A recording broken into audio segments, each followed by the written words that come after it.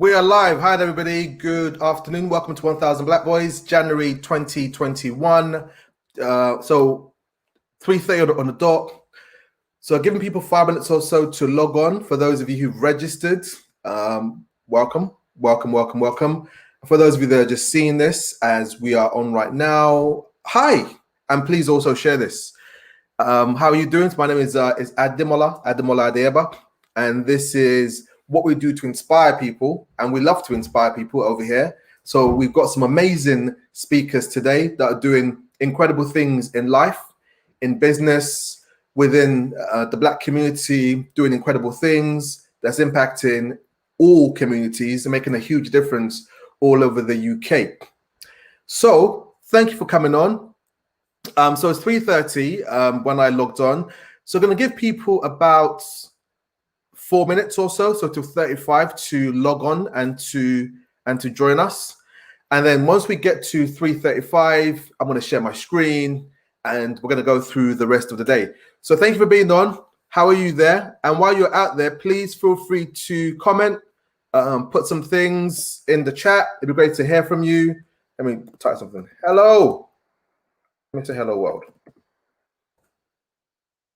There we go. So hello world. How are you all doing? So welcome to our January event. We've got an amazing lineup of speakers today. It's going to be brilliant. And my request to you all that are there is get a notepad and pen and get ready to take some notes, and also get ready to meet some amazing contacts, people that you can reach out to during the course of the year. And for those that are watching this live, and for those of you that will be watching it later on, if you see me look over to this side of the screen, to my right hand side, your left, it's because I've got two screens. So the second screen is where I'm sharing my slides with you, and this screen right here is where I'm looking at the camera and you're looking at me. So thank you for being on. For those of you that are on early, please share this. So share this, interact with us. If you like what we're doing, please press the like button, and it'd be great if you could do that for us. It'd be great if you can have this reach as many people as possible. So welcome. So for those of you that are on the line, who are you?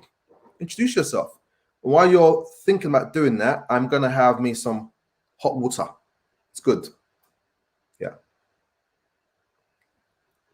Hello. So we're going to kick off in exactly 2 minutes. I'm going to introduce today. I'm going to introduce who we are. For those of you who don't know who we are, for those of you who do know who we are, I'm going to just reinforce what you already know, which is amazing. And then I'm going to give you a quick lineup of the agenda of who's talking today and who we're interviewing, who we're speaking with. And towards the end, there'll be some tips that I'll give. And when all the speakers are coming on online, they'll also have tips for you as well. So welcome. Thank you for being on. We're going to start in 2 minutes. So thank you for being here. And for those of you who just joined, please just, comment, put some comments into the chat. I'm going to say it. I was telling my wife this earlier. I said, what if I say to people, smash the like button? She was like, nobody says smash the like button. But yes, people do say smash the like button. So please smash the like button, or you can tap it gently or something in between, whatever you want to do, but just do something with that button. And also, please share this. So please share this. If you're with us on Facebook, please follow and like our page. If you are watching this on YouTube, subscribe on YouTube. And if you are on Twitter, follow us on Twitter. We're going to start literally in 1 minute. Michael Ajos, what's up, guys? We're doing brilliant. Thank you for joining us. Great to have you here. Well, I call him Ajos. His name is Michael Ajose. He's actually part of the team. So thank you for commenting. Great to have you on. So yeah, everyone, thank you very much. We're going to start literally in about 30 seconds or so. Why am I saying this? Because time is important. Time is very, very precious. We're now on the 23rd of January, 2021. So it seems like we started the new year a couple of days ago, and bam, January is almost finished. It's nearly done. So here we are. So it's 35. So let me share my screen with you. There we go. So that's what we're doing today. So it's 1000 Black Boys, January 2021. Let me give you the big version. So the theme for today's event is Start with Power. So as we start the new year, you have, I might say, at least three choices. One, you can start with power. Two, you can start it with like, meh, like I've started a new year and it's just like, oh, it's another new year. Or you can start with something in between. You've got complete choice over that. We would rather that you start the year with, bam, power. I've got LaBelle Events UK, Femi and Shay are watching. Hello, Femi and Shay. Great to have you on. So we want you to start this year with incredible power, especially with the way that last year went, and especially with what's been given to us all over the news. So we don't want you to just go through 2021 with the baggage of 2020 or being down or demoralized. We don't want that. We want you to start this year with power. So this is why we are doing this here today. So I'm going to share my screen with you. I'm going to introduce you or introduce us to you.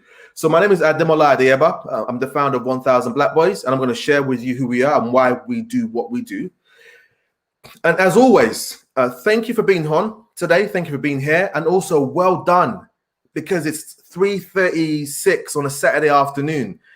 You could just be watching Arsenal lose to Southampton. I'm an Arsenal fan. I completely avoided that news until a few minutes ago. So you could be watching football, doing anything else, but you're here to get some inspiration. So for doing that, well done. And so this is our 5th online event. It's our 7th event in total. We started we launched actually December 2018. And our first event was in March 2019. We did 2 physical events, both in Croydon. Not because we're from Croydon, although somebody from the team is from Croydon, but more because it was where we landed to make a difference. And we had plans for 2020, and then, the coronavirus hit and we had to go online. So this is our 5th online event, and it's our 7th one in total. And for those of you who just joined, thank you for joining us. Please share this information. So whichever platform you're on, please share this with other people. It'd be great if you could do that.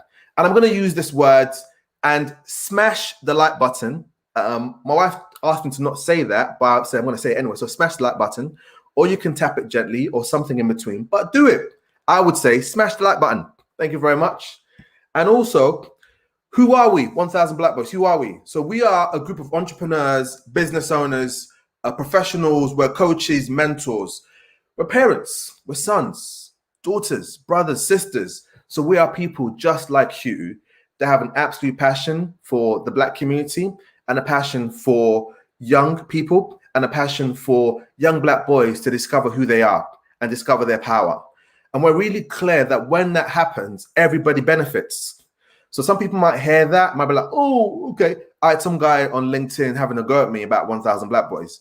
And I was sharing with him. I said, look, listen, dude, when the lives of young Black boys work, then the lives of old white men work. Then the lives of young Black women work. Then the lives of old Chinese men work. Everybody benefits, because when a young Black boy goes out there and sets up a business that's a multi-billion-pound business, who benefits? Everybody benefits. A young Black boy goes out there and invents a new type of social media, some kind of device, something that we've never seen before. Who gets it? The whole world gets it. So everybody gets it. And the thing that we think about is, if your neighbor's house is on fire, it's burning down, and you're just there thinking, oh, neighbor, your house is burning down, and you're laughing, whose house do you think is next? Right? So we see where there's things that are not working. We see where there are challenges. We see the media's narrative. We see the perception within society. We see the economic disadvantages. We see the school system. We see all of this stuff. So we're about, how can we make a difference that young Black boys and young Black men and young people in general, that they don't believe the lie, that they can't make it, that they don't believe the lie, that they can't be a success, but that they get who they are, that young Black boys and young Black men get exactly who they are. They get the opportunities, they get to see those opportunities, and they get their power. So that's why we're here, and that's why we exist. And our message is one of potential, vision, and power. I'm making that really, really clear. So our message is one of potential, vision, and power. We're not interested in people being angry, being afraid, or being confused, because in that place, there's no power there. Whenever people are angry, afraid, or confused in that state, there's a part of their brain called the limbic system that's been triggered. So they're therefore no longer able to reason or think or make powerful choices, which is from the frontal lobe, the front part of the brain.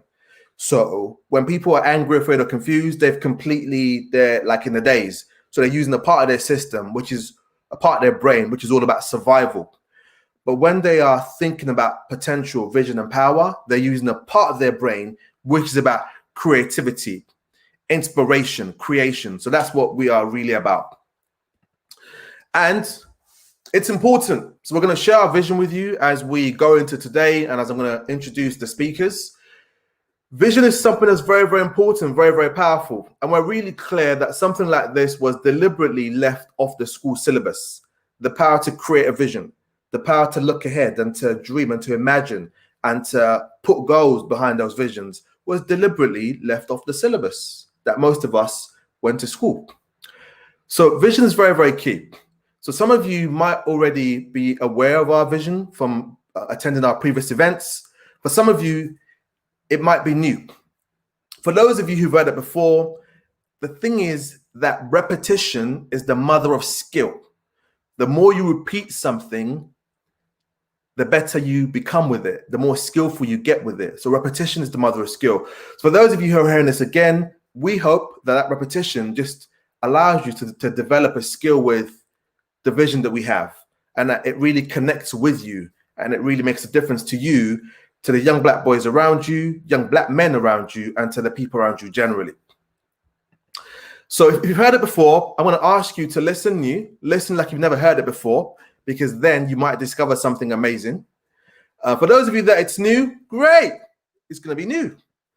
So I'm also going to say this to you. It's important to have a vision. I'll talk more about that towards the end of today's session. And I'm sure some of the speakers will also touch on those as well. So having a vision is really, really powerful. Don't go through life without one. Don't go through 2021 without one. Have it. Have it be really, really clear. It works. It works and it makes a difference to your experience of life. So here is our vision. We have a short version and a long version. I'll share them both with you. So here's our short version of our vision. We exist to inspire black boys and young black men to unleash their potential and to live a life of purpose. The full vision, we exist to empower black boys and young black men to discover their greatness, to unleash their uniqueness, to innovate, and to create things that have never been done before.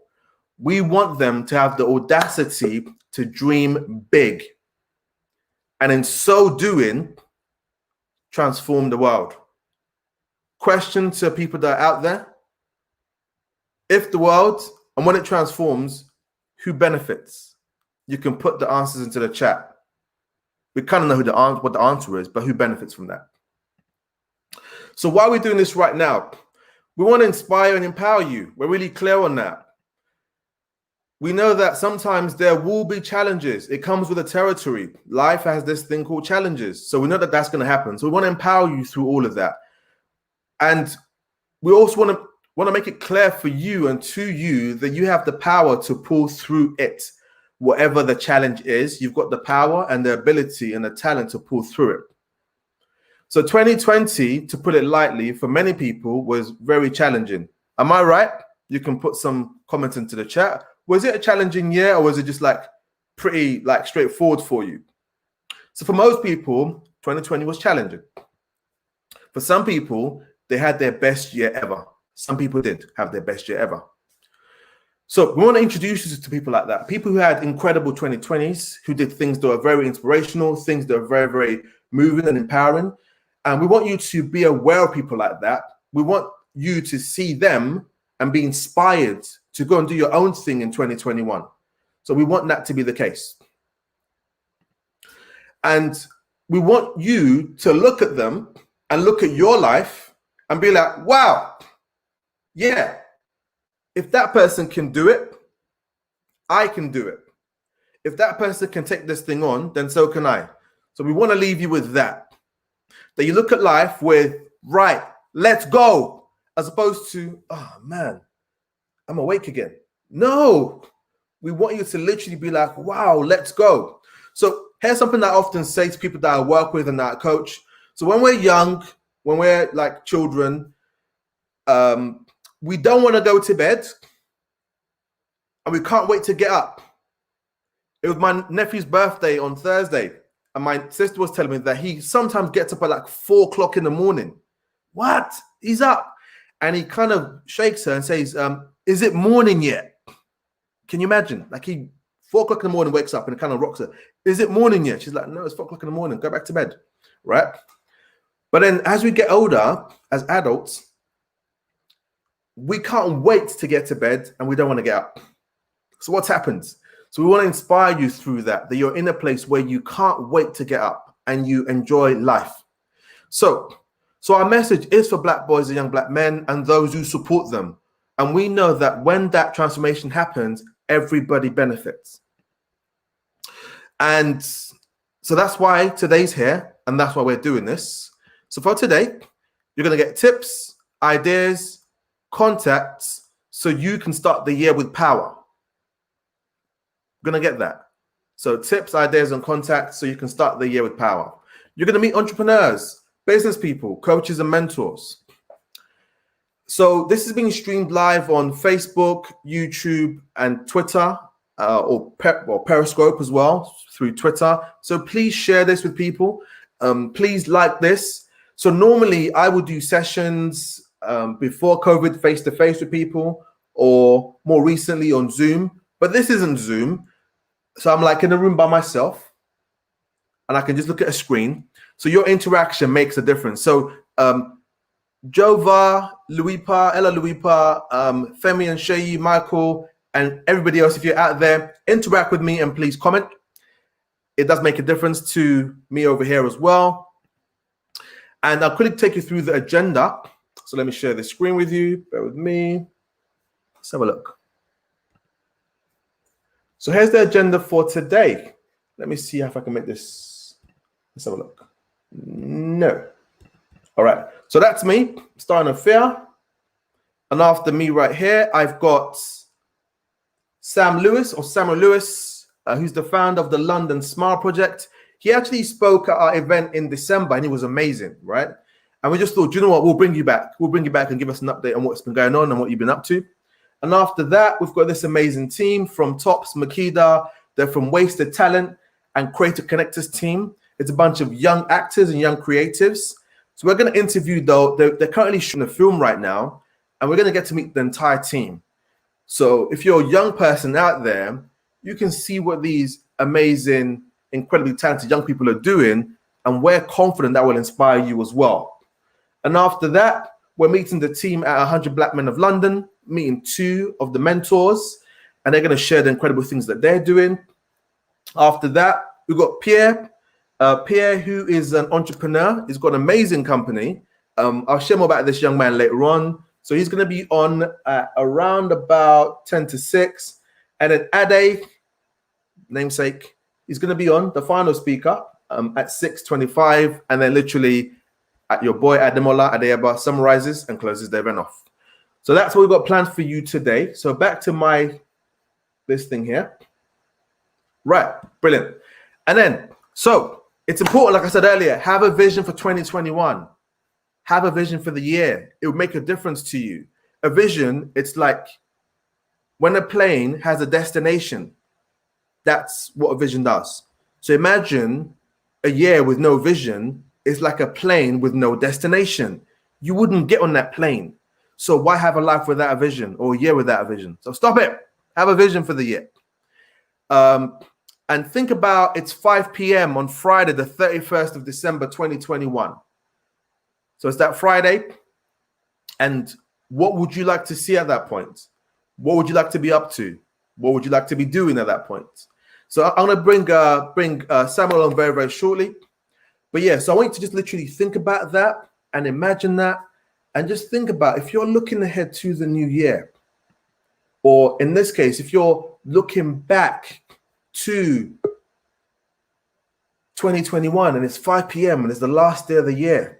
It's a Friday. What would you like to have achieved this year? What would you like to have done this year? So don't waste that. So on that point, like I've said, share, comment, like. I'm going to bring Samuel into the studio with me. Here he is. Hey, how are you? I'm doing great. How are you doing? Very good, Adamola. Thanks for having me on, having me back here again. It's good to be with you guys again. Pleasure. Super. My pleasure. Now, thank you for being on. Thank you for coming along. Because you're doing some very well. When I first spoke with you, I just thought this is very inspiring. And when you came along in December, I had you and Trey on for the first session. And I think for that first session, maybe I must have asked you 3 questions and our time was up. Literally, like it was just like bam, finished. So I thought, let's bring you back, get an update with what's happened with the project, with what's next, and give you more time just to share your vision, just to inspire people, and to also give people tips about how to start the year with power. Yeah. So really quickly, by way of introduction, go for it. Who are you? What do you do? Why do you do it? Super. So, hi guys, my name's Samuel Lewis. So what I do is I'm actually I work for myself as property renovations refurbishments, but probably about 2 years or so ago, I realized that there was something missing around the whole space where young Black men, Black women, Black families, just Black people in the whole community being positively represented in society. And I think that is something that really sat with me. It sat with me for a number of years, but I think from 2019, there was a real burning, I guess, on me to really look at being somebody in the space that can transform this whole area where we look at Black people and really transform that narrative, how we're seen in the media, how we're seen in the papers, how we're written about. And I think for me, this is a passion of mine and something that I'm really passionate about. Transforming how we're seen, how we show up out here in the world. Awesome. And for those of you that are out there, who else has a similar vision like that? So Samuel's was in 2019. Mine started in like 2016.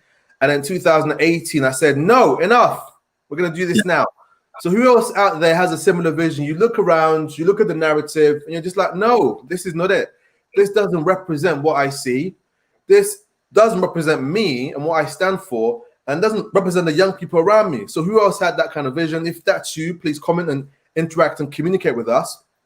It'd be great to hear from you. So really good. Thank you for that. Yep. Go for it. Yeah, no, I'm just saying it'll be really good to get that feedback, because I think a lot of us sit here and we're like, oh, we see it's wrong. And I think for me, it was like, okay, yeah, this is bad.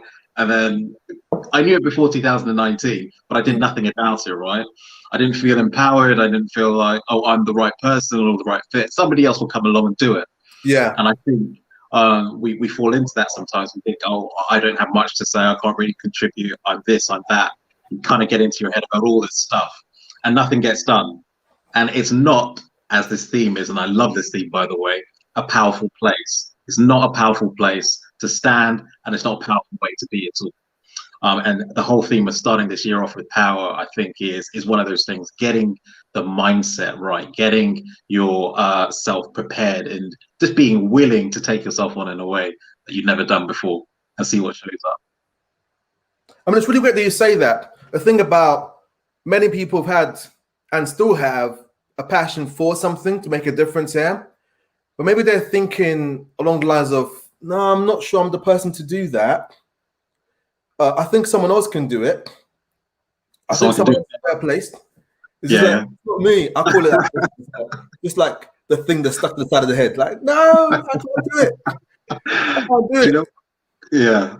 I realized that people, and this is gonna sound really weird, but people don't think, or maybe I'll clarify that, people don't think well.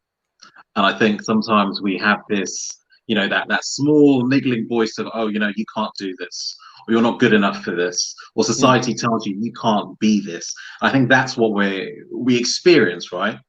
And I think the people who get on in life are the people who meet those circumstances that they want. And if they don't find them, they go out and they make them. And I think this is what the London Smile Project is all about. I did not see a situation where young black men are positively represented in the media. And so for me, I want to see that. I want to create that. And I think the last time that I was on here, I said, you know, what we need to do is, or what you should do is, and this was a tip, is look at creating, not competing. Because in that space, you are creating something powerful, something wonderful, something that the world has not seen, and only you can do what you can do. Brilliant, brilliant. And just on that point, so I do want to find out more about the London Smile Project. So Yeah. for those who went on the last time, tell us about that. For those who were on last time, also give us an update. But before we go to that question, how did you get past the thing of, I want to make a difference in this area. I see the problems and the challenges, but I'm not the one to do it. How did you get past that? For me, it was really going through a process of self-development. I guess that's what it is. Self-development. Realizing, you know what, there's something here that I have a passion, a zeal, and I'm not fulfilling my full potential. And so I went on, you know, a number of courses and self-development, and really just looked at getting to grips with what is it that's keeping me back? What is it about myself that isn't really working well? And that's where I think I manage. And I'm still managing every day. It's, you know, work in progress to overcome that and really just get out of my own way and just be in action and do the things that I know and that I want to do. That's really perfect that you said that. And just literally, I've got there's Florence on the line, like she's watching this with probably with the boys as well. So we did a program for a group of 9 young black boys in November, December. Okay, yeah. And it was exactly what you said. So far, for those of you that are listening, Samuel has touched on self-development. He's touched on mindset, right? He said that it's come across in the things that he's saying. So how we got past that, I'll call it a limiting belief. How you got past that, I also call it the chimp. And how you got past that, I'm not the one, was through self-development. Was through self-development to impact how he views the world and how he views himself in the world. I promise you, it's massive. It's one of the things that I'm going to be really honest today. It's one of the things that was very conveniently left off the school syllabus. Things to do with self-development. How can you not have self-development in school? What? I don't believe it. So I found out about self-development like I always knew it when I got into business. I got into sales and I started to grow and work with sales teams. And I realized one thing that was so profound that I will never forget. The only thing that limited my success was this. My mindset, was me. So the thing that made me a successful manager and a successful sales executive was my thought about myself and what I could do. And I thought to myself, whoa, that's so profound. So I'm the limit. So I'm the limit, or I am the one that accelerates. Nothing else does that. And then I started to read books and I thought, whoa, books, what? No one told me about this. This is amazing. Yeah. And then I thought, hold on, but how come this never got covered in school? Like, what happened? What happened? So when you talk about self-development, for those of you that are listening, it's huge. And the reason why I mentioned Florence is that her son came onto the program and he smashed it. So Moses came onto the program and he smashed it. And maybe we might have him come along at one of the future 1000 Black Boys events. So Brilliant. Moses and the team and the family, clap from Samuel to you all. But yeah, but for those of you that are listening, self-development is huge. It's very, very important because you are in every area of your life. Correct? No, absolutely. Listen, and I'd add to that. I say that, you know, you are the sum total of your development or even your thoughts, right? Because it's you sitting down there thinking about what it is that you want to do. So for those who are listening today, you are exactly, you know, where you need to be. But if you look out in your life and you see that there are things that aren't working, have a look at, you know, your thought process and see you know, what's going on there, because you are the sum total of that. You are exactly where you are because of what you think. Mhm. And that's something which we're not taught. Awesome. And it's so profound. It's so profound. If some of you out there are thinking, oh, I'm not sure I've got time for that, or if some of you are thinking, are you talking about self-help books? It's more than that, but it's a start, right? But Yeah. it's deliberately left off the syllabus to have you not think about those kind of things. But we promise you, when you think about those kind of things, you'll be able to start your own businesses. You'll be able to take your ideas and your passions and turn them into something that generates revenue, something that literally lights you up every morning. And it's just like, wow, this is life. So Yeah. I quit where I was working full time to part time December 2019 because I wanted to really push things forward with 1000 Black Boys and with Get Hench. And then there was the concern around, but how are you going to make money? What's going to happen? So it was this thing again. Yeah. Right? Yeah. And because of my journey on self-development, because of my coaches and mentors, I could kind of say, do you know what? Thank you. Go away. Put it down. And I went forward. And it got to like January 2020. I started to work with people and I was so lit up. And I'm like, this isn't work. This is easy. And I love it. And I'm getting paid for it. Come on. You can have that. You can have that. Yeah. So Samuel, so tell us about the London Smile Project. What's the update? What's been going on? Yeah, so obviously with everything going on with the pandemic, our plans have had to change. So we wanted to this year in March have a billboard campaign. So we would have 100 young Black guys all smiling with the caption 100,000 words, because a picture paints 1,000 words. So we wanted to get all of that, you know, work and logistics, but obviously with COVID, the lockdown, all of those timelines have been pushed out. So we're now at the planning stages. So we're kind of going back to the drawing board, similar to you, and actually looking at, okay, so we want to deliver on transforming the narrative of young Black men, women, and families in the media. Okay, how are we going to do that? So we're looking at doing that in a new way, and looking at getting more people involved through our process. So we're going to have 3 campaigns, one for men, one for women, one for families.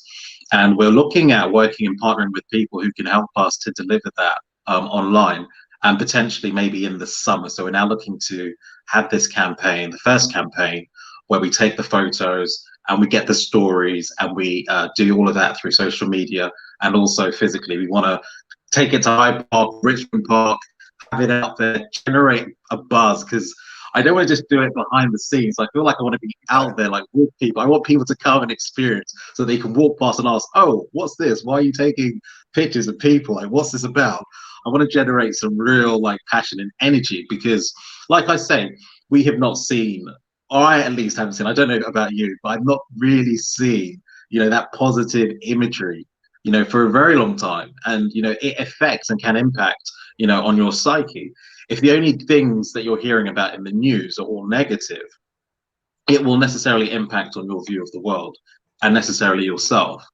And I want to transform the lives of that young guy, that young girl in, you know, a council estate or wherever they may be, who feel that they don't, you know, matter, who feel that, you know, society's overlooked them, and really bring them into this whole campaign and bring them really into the family, the London Smile family, and put our hands around them and say, you know, you matter, you know, you are whole and complete just as you are, and really give them the resilience to go out into the world and do the things that, you know, we're just, you know, talking about here now, with ease, with comfort, with finesse, with power, and with, you know, a full-on smile.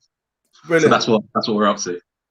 That is brilliant. Are you looking for people to? Are you looking for models for those? Oh yes, yes. We're looking for models, so we want people to send in, and we'll be doing this in, you know, the coming weeks in March now. So we're going to be putting out a request to have people send in their photos, and then we'll kind of have like a panel, or we'll judge, and we'll ask people to, you know, come and be a part of it. So that's the process. But we're just fine tuning that at the moment. And just going through how that works, you know, and being mindful of COVID and everything like that. So that's where we're up to. Brilliant. So for any of you that are out there that are listening, that would like to be part of that campaign, that you'd like to have your face on the billboards, and you'd like to be part of the hundreds, that are having their photos taken. Reach out to Samuel's team. Reach out to them. We'll have their details on our website. So you can. Well, do you know it's actually there from December? So his details are there from December. Reach out to him and his team.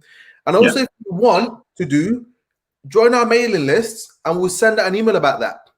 Yeah. So we partner with their team over there, and we'll send out an email, and you can just reach out to them and get involved. Because a key part of what Samuel's team are doing and what we're doing is partnership. Because we're very clear that it's not about doing this by ourselves. It's about partnering together so we can all make a difference, which is really, really important. And the thing is, just to add to that is, what a campaign like this is really, but what it's doing is showcasing to the next generation that there are, youngish Black men out here who care about the community, who want to have an impact, who are leading and taking the charge in moving this conversation forward. Because that's something, again, which, when I look back, growing up, there wasn't that much of it. And if I'm being honest, it's nice in today's day and age to see so many people, so many different organizations doing this and working together in partnership to really just promote that message of positivity. And that in itself is powerful, that unity. That's awesome. That's really, really, totally share that. And you're right, because when I was growing up, that wasn't the case. I didn't do anything like that. So for all of you young ones that are out there, we're here for you. So absolutely, we want you to go further than we've gone. And I'm sure for literally all of your parents, they want you to go further than they've gone. So what we put together is for that purpose. So there's people that see your potential, people that see your power. We look ahead and see the future that you can bring about. We're like, let's go, right? Yeah. So we're definitely about that. Absolutely. I want to ask you for some tips. There's some questions out here, but tell us about the importance of having a vision and clear goals. Oh, this is a great question.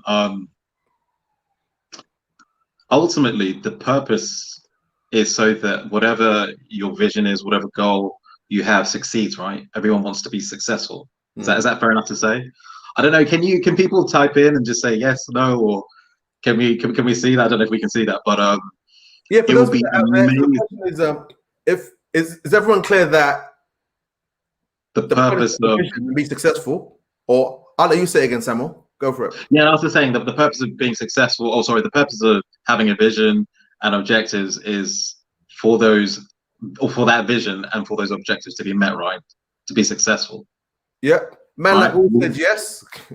Yes, man like Will's yes, with an extra S on it. I love that. Yeah.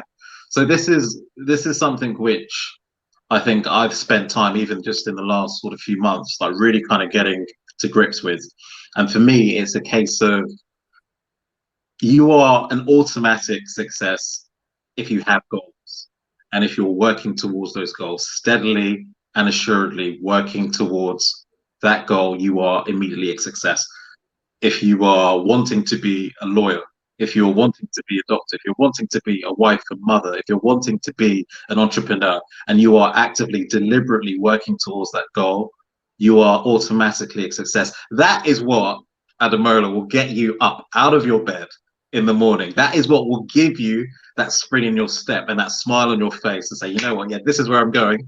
This is what I'm about. This is my goal. I'm working towards it, tirelessly working towards it. So having that vision, having that goal is second to none. And the reason for that is because we become what we think about. If you have a concrete, worthwhile goal that you are consistently thinking about day in, day out, your success is assured. You cannot but have that thing that you are thinking about. I think that's why it's so important. You asked that question, why it's so important. That's the reason why. 100%. Awesome. Thank you very much for that. I mean, so that's why it's important to have a vision. And I say it this way. It's, imagine if you got onto a plane. Let's say you went to Heathrow. You got onto the plane at Heathrow and you sat down and the pilot was like, welcome to flight 576. And our cruising altitude today is, I think it's like 40,000 feet. And then you hear the co-pilot saying, no, it's not 40,000 feet, it's 50,000 feet, 50,000 feet. Like, sorry, 50,000 feet. And you can hear this dialogue all over the speakers, right? And then the pilot's like, I'm not quite sure we're going today. But when we get to our cruising altitude, I'll let you know. Whoa. Like, I would know the beginning of that plane. Like, get me off the plane now. I'm out. Yeah. If the if the flight attendant's like, no, sir, please sit down. Please just sit down. It's going to be okay. You'd be like, no, I'm out. I'm not interested. Yeah. Because you wouldn't get on the plane without a destination. Why would you have a life without a vision? Why would you have a year without a vision? So that's the power of vision. It gives you this clear destination. It gives you this clarity, this oomph, this get up and go, this, oh, my alarm has gone off.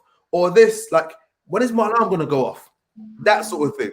That's living, right? That's what you mean. I mean, just to piggyback off that example, I mean, another one is like, if you're two ships, right? One of them has a captain, a crew, and a strategy, knows where it's going. It will definitely make it out of the harbor. Now let's take the other ship. It has no captain, it has no crew, doesn't know where it's going. No strategy, doesn't know where it's going.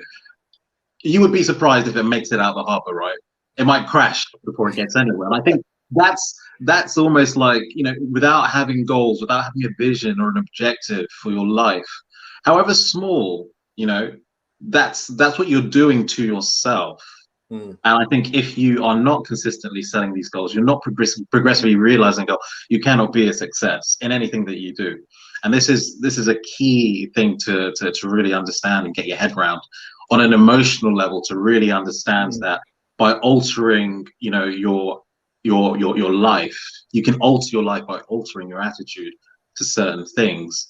And almost my mantra for this year has been, I'm acting as though it's impossible to fail. I'm going to act as though it's impossible to fail. Sorry, bear with me 1 second. Sure. Oops. It's okay.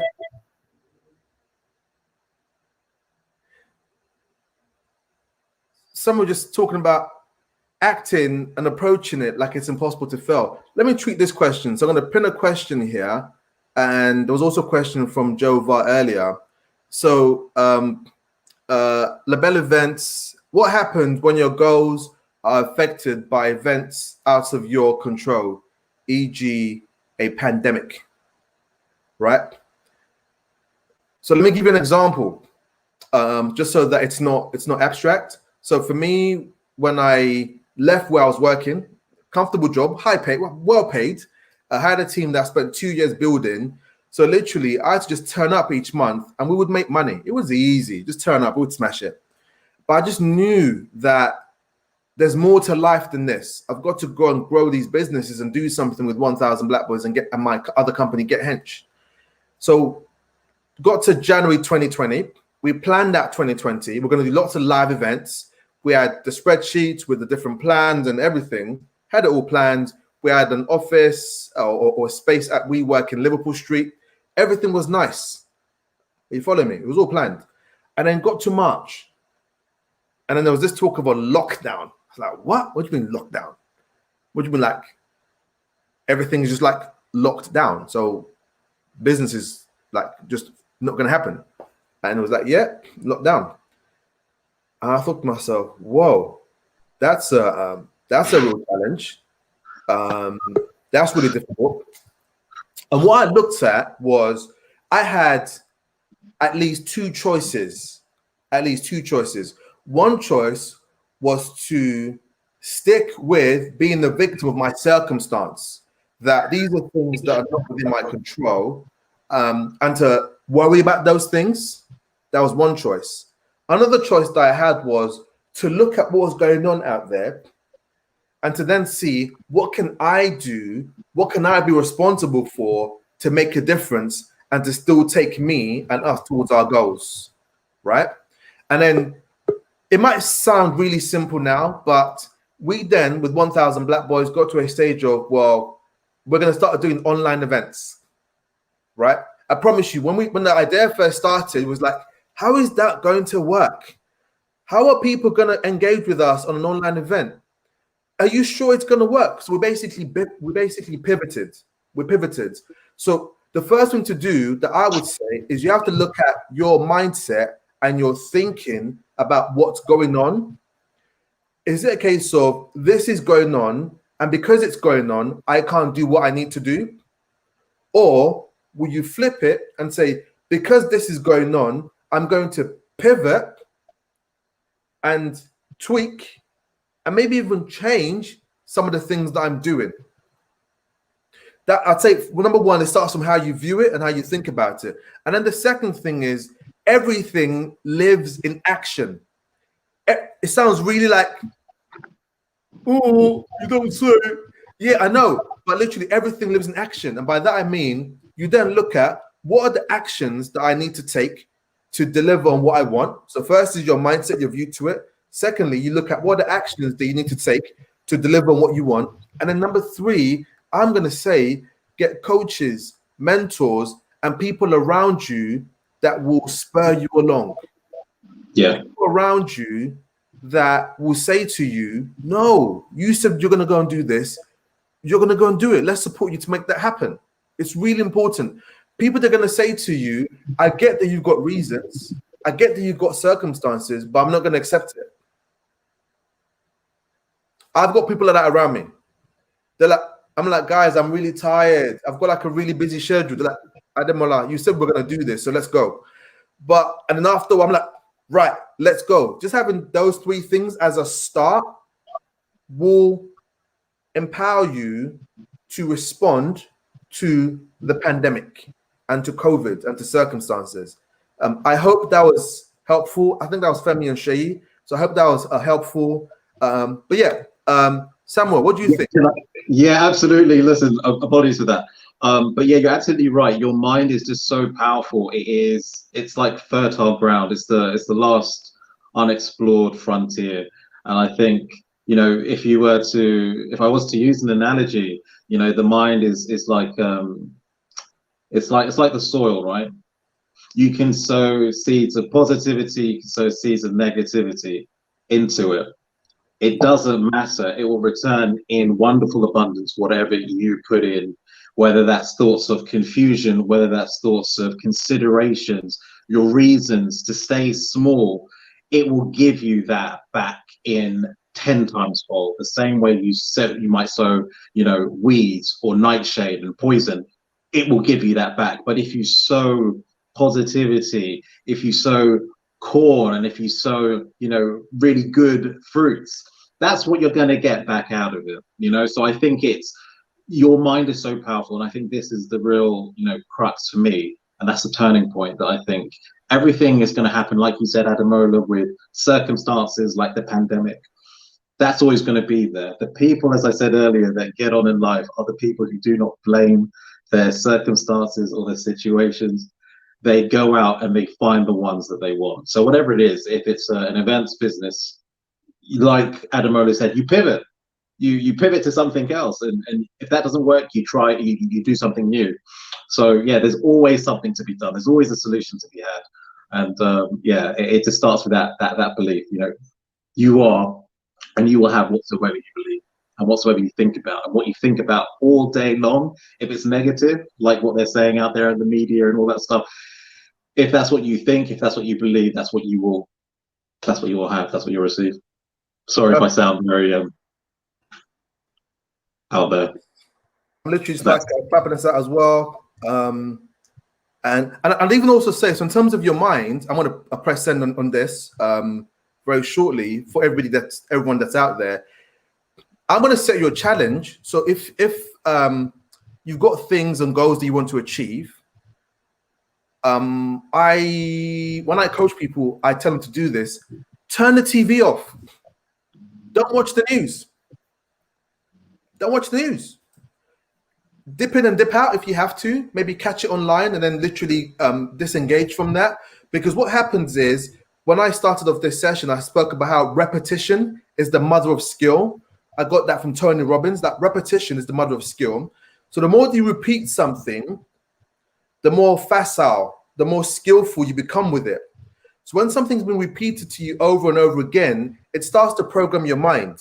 It's just what happens. It's how the human mind is designed to be programmed.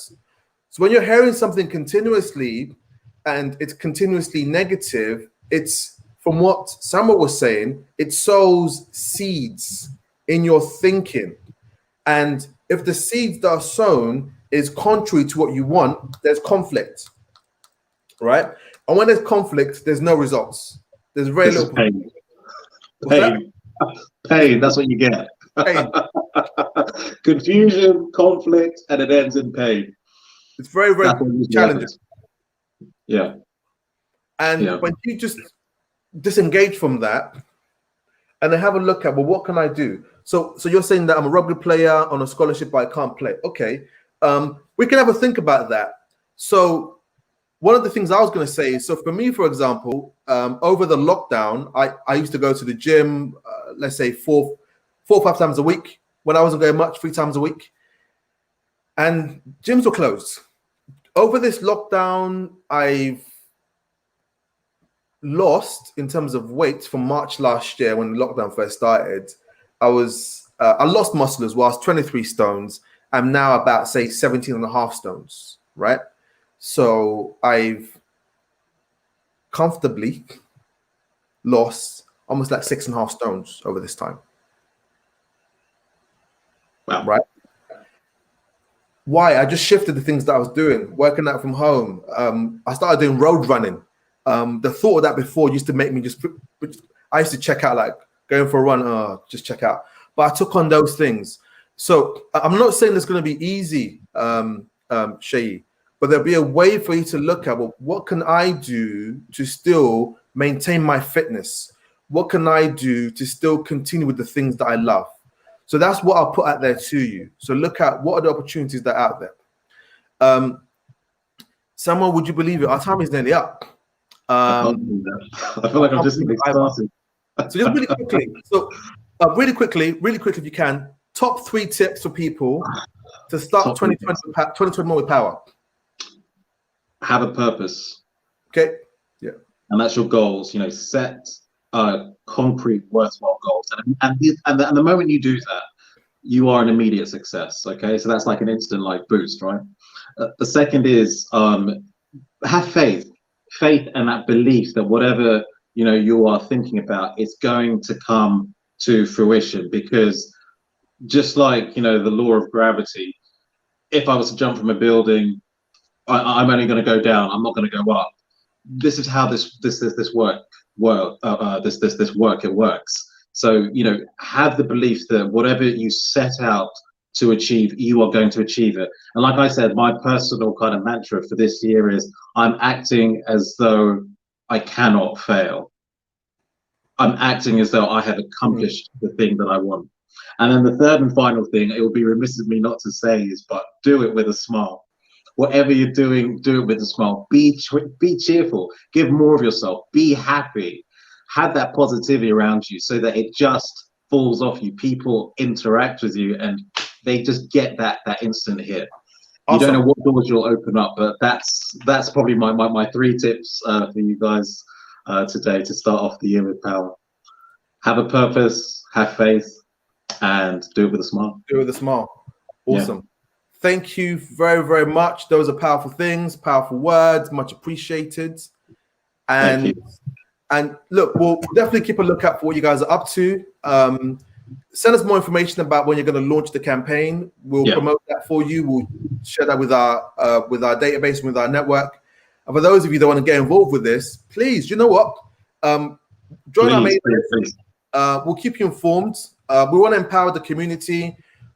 Like I said, we want to transform the world. I don't care what anybody says about that. Don't care. I do not care. That's what I'm here for, and I will do it. Right? Yes. So if you share that vision, join our mailing list, and we'll give you stuff that inspires you, that motivates you, and we'll connect you with people that are doing brilliant things. And if you loved what Samuel just shared with us, you've got to press that like button. I say, smash the like button. Smash that like button. Or you can just tap it gently, whichever one it is, but just do something with the like button. So, or you can press like the heart one, wherever it is. But yeah, thank you very much, Samuel. Great to have you on. And for having me. yeah, thank you very much for your time. And here's to an awesome 2021. Thanks a lot, Ademola. Take care, guys. Have a good evening. See you later. Cheers. Right. Oh, great to have him on. I just kind of showed you our next speaker there real quick. So that was really exciting. Some really great things, great words of wisdom from somebody who's actually doing it. So the people that are talking are not giving you theory. Neither am I giving you theory. We're giving you things that we've done and things that we are doing. So this here was very close to actually not happening when the lockdown started, because we just kind of thought, well, we can't meet up physically. So what we're going to do now? We just thought, right, what else can we do? What else can we get up to? How can we still deliver on our vision and our intention?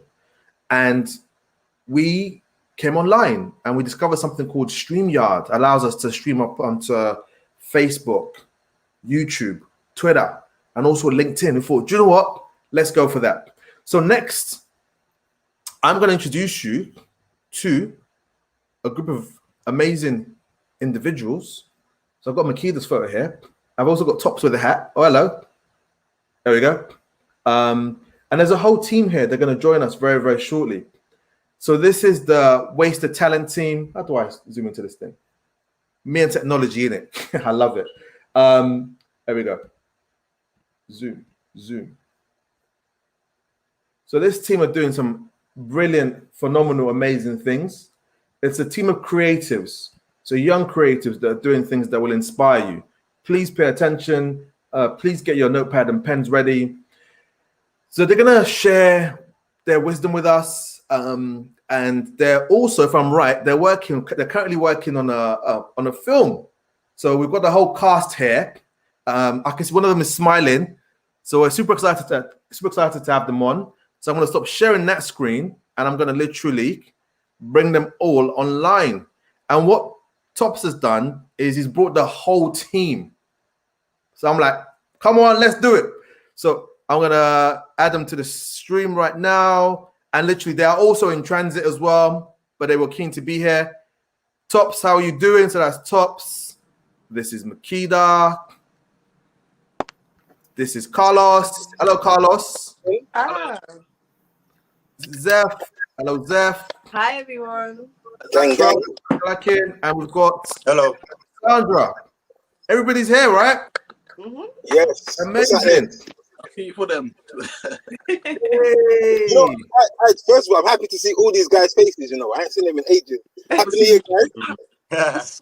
Oh, you literally Happy New Year, everyone. Happy New Year indeed. Happy New Year. Happy New Year. Yeah. Awesome. Well, great to have you all on. So let me, Tops, I want to start with you and then Makeda, just to give us a quick introduction. So you both came along to our October event. Yeah. And you're working on a play at that time. And literally, we gave you like half an hour and it was like, bam, gone, finished. And I just thought, you know what, now I've got to bring these guys back and give you guys more time. So we're giving you a very good slot today to find out a lot about you, the team, what you're doing, and why do you do it, and also what's currently going on right now and how people can get involved. So Tops, over to you. So tell us about you, Wasted Talent, and I'll let Makeda talk about Creative Connectors. But yeah, go for it. All right, cool. First of all, it's not a play. It was a pilot for a drama series that we're filming. You said play before, and I thought, this guy. And This guy. So I apologize. Yeah, thank It's you. a pilot for a drama series. Yeah. So basically, what we do, we connect with young, talented creatives, and we try and build a platform for them to kind of showcase their work and them to make links with other organizations and do what they do. So I thought getting these guys on today, it'd be good for them to speak. And Makeda actually acts in this pilot as well. So even though she's talking from Creative Connector side, she's actually an actress as well. Oh, Yes. cool. Well done, Makeda. Yeah. Look at that. Multi-talented. Yeah. So before we go into that, how did you get started with this? And why did you do it? What's that? What? Wasted Talent? Yeah. About 5 years ago, I think, I had a concept of Wasted Talent just growing up, and a lot of people that I grew up with in jail a long time, dead, just wasted their lives in it. So I had this. I wrote a film concept about one of my little brother's friends, about some real life scenario, him going to jail for attempted murder, and then him actually coming out and then moving to Australia, and he was like 17 or 18 at the time. Mhm. So I just find his story really inspiring, because knowing him growing up, he was a bad, like, it was bad. Do you get what I'm saying? So from writing the film, I wrote about loads of different things that happen when you're young and you get put into peer pressure, and just not being able to think for yourself unless you're mentally strong. So from that, I was telling the guys that we should set up a company, and the company kind of helps with people going through that. Sorry, this guy reversing. Yeah, so I came up with the concept of Wasted Talent Project, which basically just identifying things that I wrote about. And then fast forward 5 years, we're kind of here. Awesome. So for those of you that are listening, so Wasted Talent is literally about that the talent is not wasted. It's that the talent is fulfilled and maximized. So from Tom's experience of seeing this young boy that had incredible potential and basically nearly wasted it, and then he made different choices, took different actions, went to Australia and transformed his life. And it's from that vision from 5 years ago that today this has come about. So for those of you that are out there, that you've got your own ideas, you've got the things that you want to do, and you're a little bit uncertain, don't waste the talent. Don't waste it. Go for it. And on that note, Makeda, over to you. How are you doing? Happy New Year. Great to have you on. Happy New Year. Thank you for having me. So alongside obviously everything that I do with Wasted Talent and Tops, we've obviously got Creative Connectors. So Creative Connectors, we summarize it, we broke deals. And Tops, do you mind stop reversing? I've just muted him. It's okay. We've broken deals and partnerships across tech, digital, and media. Those aren't the only areas that we cover, but predominantly that's what we do. So we call ourselves the Creative Connectors, and we are basically the connectors. So if you need something in any shape, way, or form, we either know someone that can do it or we can do it ourselves.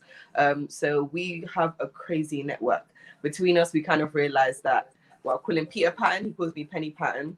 When you put us in a room together, it's crazy, because any networking event, put us in a room with anyone that's a creative that we think has a talent, something that we can connect with other people, that's what we're going to do.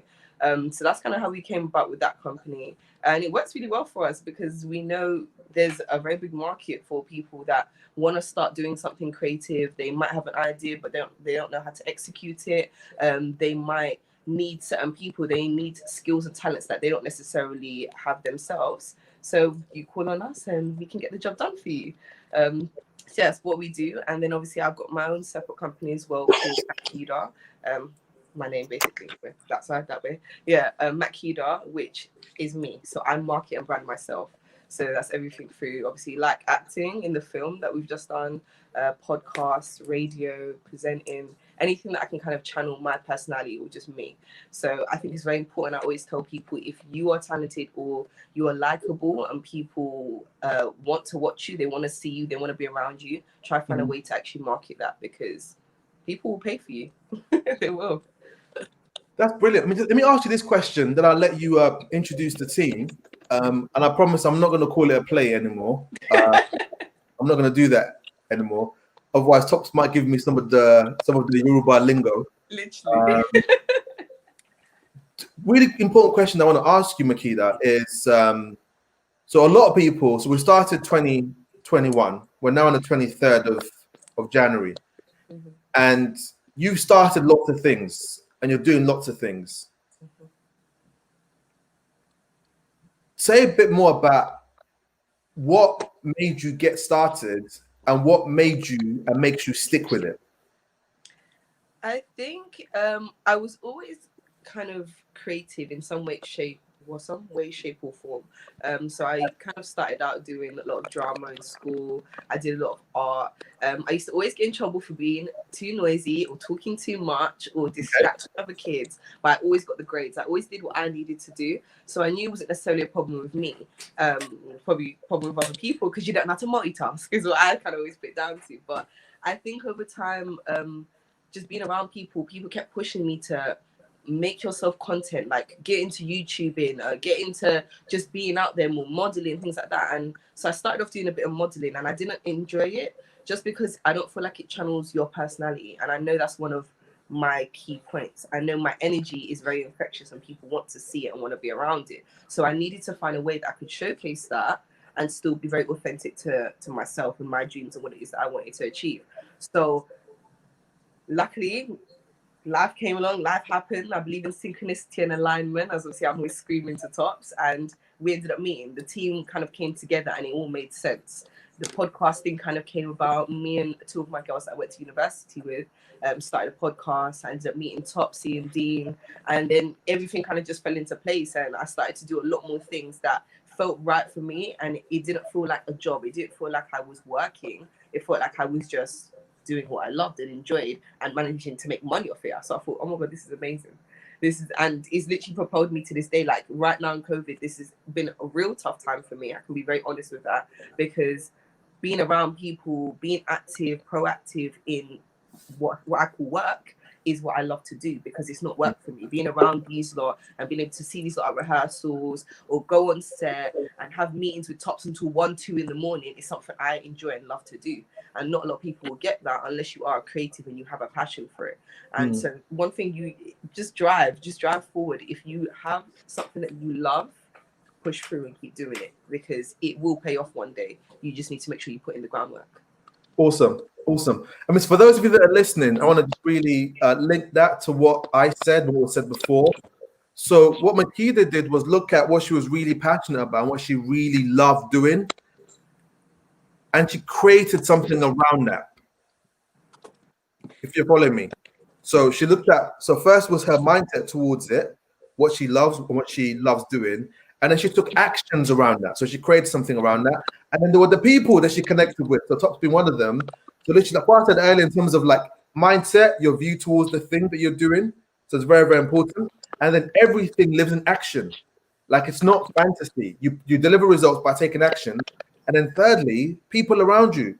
If there's people around you that are not spurring you forward, that are, I call them energy suckers, like you come around them and just kind of like drain you. Not those people. People that we like lift you up, connect with those things, and things happen. This is proof. So on that note, before time gets taken up again, I'll let you guys just introduce the team. Like, tell me about the team that's working on this. So and the floor is yours. We've got the amazing guys here. So we've got Sandra, we've got Literal, we've got Carlos, and we've got Zeph. So these guys are some budding actors and actresses that are literally, you're going to see them everywhere. They're going to be on the big screens. Listen, get that all off now while you can. But these are amazing. They're so talented. And I can say I'm blessed to have met them and been around them. Their work ethic and the energy that they've put in, the time and everything that they've put into the film, the rehearsals and everything that we've been doing has been amazing. And it's testament to the fact that you can find talent anywhere, and it's not, you can't look at background, you can't look at age, you can't look at anything, demographics, nothing, because these lot are testament to you can find talent anywhere. If you look hard enough, you can find it. Yeah. Tubbs, Awesome. you want to tell them a bit more? No, Mac, you know what? You said enough, innit? I'd rather let them speak for themselves and let them. Go on, guys. I think we start with ladies first. So let's go with Sandra, yeah? And then we let Zeph speak. And then we do the show. Then Carlos, you can give us your... Because Carlos is speaking from an actor, director, producer. So, yeah. Sure. Awesome. Sandra, over to you. How are you doing? I'm good, thank you. How are you? Doing great, thank you very much. Good. So tell us about you. What do you do on the drama and on the team? What do you get up to? Could you say that again for me, please? Kind of. Yeah, tell us a bit about you. What do you get up to? And have fun, right? And also just so what's your role in the drama series? So I played. Not too much information, but yeah, you know, just enough. Yeah. Should I meet him again? I'm joking. Please do. I play Lucky's girlfriend, who is Lucky's the main character, of course. I don't want to say too much, but myself, I'm Sandra. I'm an actress. I've been acting for quite a while now. Yeah, What else do I say? Aren't you a leading actress, no? Pardon? You're leading actress in this film, no? Yeah, leading lady, as they say. Wow. Awesome. So just tell us a bit about your background. So just to ask for those that are listening, I think get told that's rude to ask a lady her age, but like your age, where you from, just inspire other young people that are from a similar area to see that they can do it as well. Could you tell us a bit about that? So I'm 20 years old, just turned 20. I'm from South London. I went to school in South London as well. And how long have you been acting for? So I done my first play in year 6, and then from there it was like I knew I wanted to do acting. So from year 6 I was doing school plays, being extras in a couple of like films and adverts and things like that. And then I went to Silver Young Theatre School for about a year or so. Then I went to go and then I done private lessons, one-to-one acting coaching, and then from there got an agent and then kept it going from there. Brilliant. I haven't been to school for a long time. What age is year 6? Year 6 is 10 going on to 11. Year Wow. 11. So you knew from early that I want to be in acting. It was just really clear for you. Yeah. Oh, brilliant. Brilliant. So for all of you 10-year-olds out there that you want to be in acting, here's proof that you can do it. 100%. Or if you've got any other kind of creative thing that you want to get up to, you can make it a success and that you can make it happen. And also the great thing is you now have the details for the creative connectors that you can connect with. So Sandra, thank you for that. Thank you very much. I think Zeph, over to you. Tell us about you. Can you hear me? Loud and clear. Lovely stuff. I'm good, thank you. I'm good. How are you? I'm doing brilliant. Thank you very much. Lovely. About me. Well, my name's Zephaniah. I'm 19, from East London.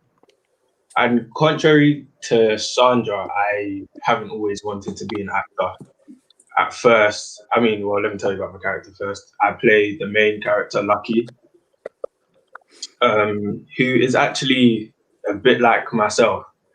And it was like I really related with this role early on because I started out playing football. Due to injuries and stuff, I didn't continue, but I really started with acting back in year 10. So GCSE drama days. What age is that? Year 10. I was 15. Okay, cool. 15 just before I turned 16. And so I picked GCSE drama because I didn't like doing written work. So I just wanted something to make my life easier. And then a friend of mine told me to apply for the Brit School. So I did. Didn't really have any knowledge about the Brit School at the time, but I did my application, my audition, everything was pretty last minute. I ended up getting a spot. And then I'm at the Brit School in this daunting place where there are hundreds of students. Is that a big deal? Brit School? Pardon? Is the Brit School a big deal? I mean, technically, yeah. Yeah, because you're kind of talking about like, I just went to Tesco and I got some bagels. I mean, I did. But it to the world it is, but when you get there, I think you realize you're kind of just in an environment with a bunch of other talented and motivated students who really are all trying to figure out the same thing that you are. And so that is, I studied theatre there. That's where I kind of fell in love with acting. And then I think a year on from then, I was at a friend's shoot. And that is where I met Topsy, and this whole process kind of started with this feature film or this short film. Great stuff, man. Thank you very much. Thank you. And let me just ask this question. So since your journey into acting, what's been the most challenging thing you've had to deal with? Do you know what? It's being consistent.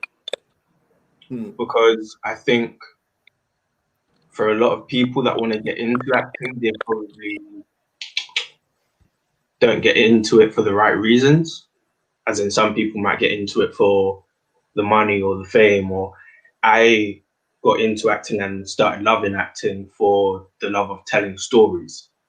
And Sure. so I think the main thing in overcoming that for me was the consistency and being told no and seeing past that, and then having the long-term vision to be like, okay, these are the stories I want to tell. And it's also finding yourself artistically, because there's so much out there in terms of content and what you could do and dabble in, and it's finding what works for you and the things that you want to be a part of.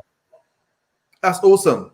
Thank you very much, Zephaniah. And for those of you that are listening, so Zephaniah just said Zeph just said the V word, vision, which is what we started off with, which is that it's important to have a vision. And what he said about acting is some people get into it purely for the money, right? And that's it. But what he's looking at is, I'm going to say this. So you can do something for money, but there's a different level of richness when you do it for vision. Vision makes money, right? Money doesn't make vision. So when the vision's really, really clear, the money will come because there's that extra drive, extra motivation to be consistent, to show up when you don't feel like, to power through whether it's rainy or whether it's sunny. It doesn't matter. You still show up. And that's what Zeph was talking about. So yet again, the V word, vision, is very, very important. So start to work on that for 2021. So as you're listening, please take notes, take notes, take notes. So Zeph, thank you very much for that. I'm going to go to Latrell. How are you doing? Hello. How are you? Your surname, I'm good, what was thank your you. surname? Oscar. Oscar. So you're going to be getting Oscars, eh? Wow. You know what I mean? Like Oscars. Like, hey, got an Oscar. Hey. Yeah. How are you doing? Tell us about you, Latrell. Am I pronouncing your name correctly? Oh, yeah, Latrell. Yeah, that's how I pronounce it. Awesome. I'm 18. I play Aaron in the series. I would say I'm when I really got into acting, it was pretty much because of school. School was where I really found I had a love for it, because when I first went to secondary school, I didn't really know what I wanted to do, what I wanted to be. I was just pretty much going to school, going home. That was pretty much what it was for me, and I didn't like that. And my mum told me that I needed to find something that would push me and motivate me and make me want to, get out of bed in the morning. Like, I was just going to school, and that wasn't it. So I started going to summer schools, school clubs, and one summer school was where I met Topsy. There. And yeah, pretty much was just in school and drama. I had a meeting with my teacher, and she told me that she wanted me to do GCSE drama because she felt that it would be good for me. And at the time I was thinking, I don't really know. I didn't really know about it because I didn't know what I was good at. I didn't know what I wanted to be. So after I had that meeting with my teacher, I eventually decided to do GCSE drama. And then that's where I really met people who pushed me and motivated me to want to do things. And I found a real excitement for it and love for drama. And then ever since then, it's been more and more and more. That's great. Thank you very much, Latrell. And where do you live? Like, where are you from? Oh, I live in East London. Cool. Awesome. So something that you said as well about something that I touched on before, which I'm really big on, is then you met people. That you met people that could really support you or support that you have. Could you say a bit more about why that's important? I feel like that's the main thing, because if you don't surround yourself with people who are motivating you and pushing you forward, you're not really going to excel or progress. And that's really, that's the most important thing about life. It's always about progressing. You can't really stand still and stay in the same position, because you won't better yourself. You won't feel better and you won't better yourself. Well said. Well said. So yeah, again, for those of you that are out there, please take note. It's important. Like, as we go into this new year, have people around you that will motivate you, inspire you. And even sometimes, maybe Latrell might agree with this, sometimes they might say things that you don't want to hear, but you know they've got your back, right? you know that they're saying it because they've got your back, and that is designed to drive you forward. As opposed to people that just say to you, "Oh, it's okay, it's fine, it's all right," and they just let you off the hook. You want people around you that literally pull you and call you to your greatness. Is that what you mean, Latrell? Yeah, definitely. That's the type of people you want to be around. Brilliant. And on that note, want to go to Carlos? Carlos, I can say you smiling. The floor is yours, my friend. So tell us about you, where you're from, your age, how long have you been acting and producing for, and tell us as much as you can about the drama series. Notice I didn't call it a play. It's a drama series. Okay. So I'm Carlos Biles. I'm 18 years old. I started acting for a really, really weird reason. So it was when I was 11 years old. I watched Karate Kid with Jaden Smith in it, and and I noticed that back in those days, I say back in those days, like it wasn't like 5 years ago, but however long ago it was, there wasn't many young black boys on TV, on screen, on theatre, on stage. So for me, Jaden Smith was kind of my reason for me to go, actually, I need to be more like him. There needs to be more faces, more familiarity for me like him. So that's kind of the reason why I got into acting. As the line went down, I kind of went down the no doing stereotypes. If you look at me, people often think that I'm this big guy, I'm this grizzly guy, I'm this scary guy, whatever. But it's more of a case of, no, I'm actually quite well spoken. No, I'm not a roadman. No, I'm not on the streets. So I got into stuff like producing and directing because I wanted to show people whatever you put your mind to is possible to do. And then similar to Zeph, I went to the Brit School, large up. I've got to do this. So Carla just said, whatever you put your mind to, you can you say that again? Anything you put your mind to, you can do. So can we do like a virtual clap? That was because a lot of my secondary life, I'm not going to mention this teacher's name, but there's a teacher who always told me I should do something else than what I wanted to do. And her and I didn't have a relationship like that. And I think if someone's telling you, if deep down in your heart, you know you want to do something, I listen to what your heart is telling you. And I think don't let anyone disbelieve or tell you no. I kind of like to tell myself tomorrow isn't promised. So someone like Zeph, he's my guy. I call Zeph all the time and I'm like, Zeph, we've got a project, I've got something to do.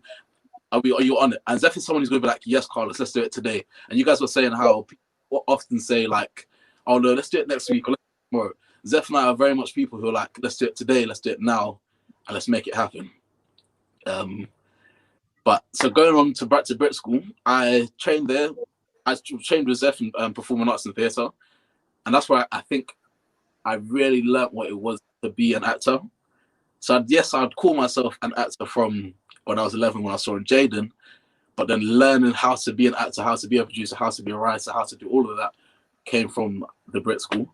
The directing and producing side. So I recently just directed a film, called What Happened to Karen, which again, I got a young group of people together to tell a true story about what's going on today, what happened to Karen. Karen's is such a big thing that goes on in our day and age.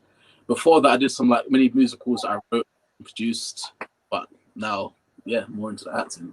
And you said, tell you guys about County Lines. So for me, not County Lines, just like where you're from. But where I'm from East London, so I'm from literally same as Zeph and Latrell, from the area. But in County Lines, I play Titch, Shiny Titch, who is Sandra's younger brother, and Zeph's like got a little brother, a bromance going on. Yeah. Cool. I think I just saw there was a look from Tops and Makeda. You kind of gave us the title of the drama series, but yeah, it's cool. It's okay. There's nothing wrong. It's a bit of promotions, right? Hey, but you know what's funny? Yeah, is I looked and I couldn't point at Makeda because she saw it. But, the good thing is though, I got to big up the creator, Dafa, and our business partner Dean that created the story, but they've changed the title anyway, so it's cool. So you can say County Lines, it's all right. It's just that I looked and I thought, I thought it's not bad. So yeah, let's go to County Lines. I completely forgot that they did change the title and they told us before this. Sorry to cut you, Carlos, but at the same time, it is based around that whole thing of County Lines, kids growing up and getting into stuff outside of London. But yeah, the drama series is kind of about county lines and stuff like that, but it's a serious, interesting story. And what Daffer has done in terms of creating this story and the things he touches on is mind blowing. Like I don't think the guys aren't really aware of how deep the story is, because like I say, we kind of just shot the pilot, but what it leads up to is serious. But that's enough. That's enough on that. Sorry, Carlos. No, I was going to say, yeah, Africa. Obviously, a lot of movies do this. They'll tell you something, but like, so we don't spoil it, they will say whatever. So from my knowledge, I don't know. You're the Tom Holland of the group that runs his mouth. Yeah, so from my knowledge, it has been changed, but I'm not sure what it's been changed to. But Sure. I'd say the particular thing that I noticed about, so I know it's an everlasting series that goes into, like Topsy said, show you what that area is about. And this particular pilot, I don't feel like I'm the right person to answer this question without going into. You don't want to say too much, but no. But basically, sorry, I was just talking about you as a creative. You as a creative as well, like the fact that you act. And even now, listening to all you guys' stories, these are things that I wasn't aware of, and I'm sure Matt can say the same as well. So even though you lot sign, even though I thought I knew you guys were all definitely inspiring me listening. Sorry, I'm looking at the thing because I've got to take my dad to the airport. So he's gonna come in here and give me the side eye 1 minute. If your dad comes in, we can also have him on the interview as well. Yeah, all the he just looked at me, put his head in the bin, and walked back in the house. He's ready. But don't worry, we got time. We got time. Let's go. Awesome. Actually, though, Topsy, so when I came to County Lines, I didn't originally come as an actor. I just came as Zeph's friend.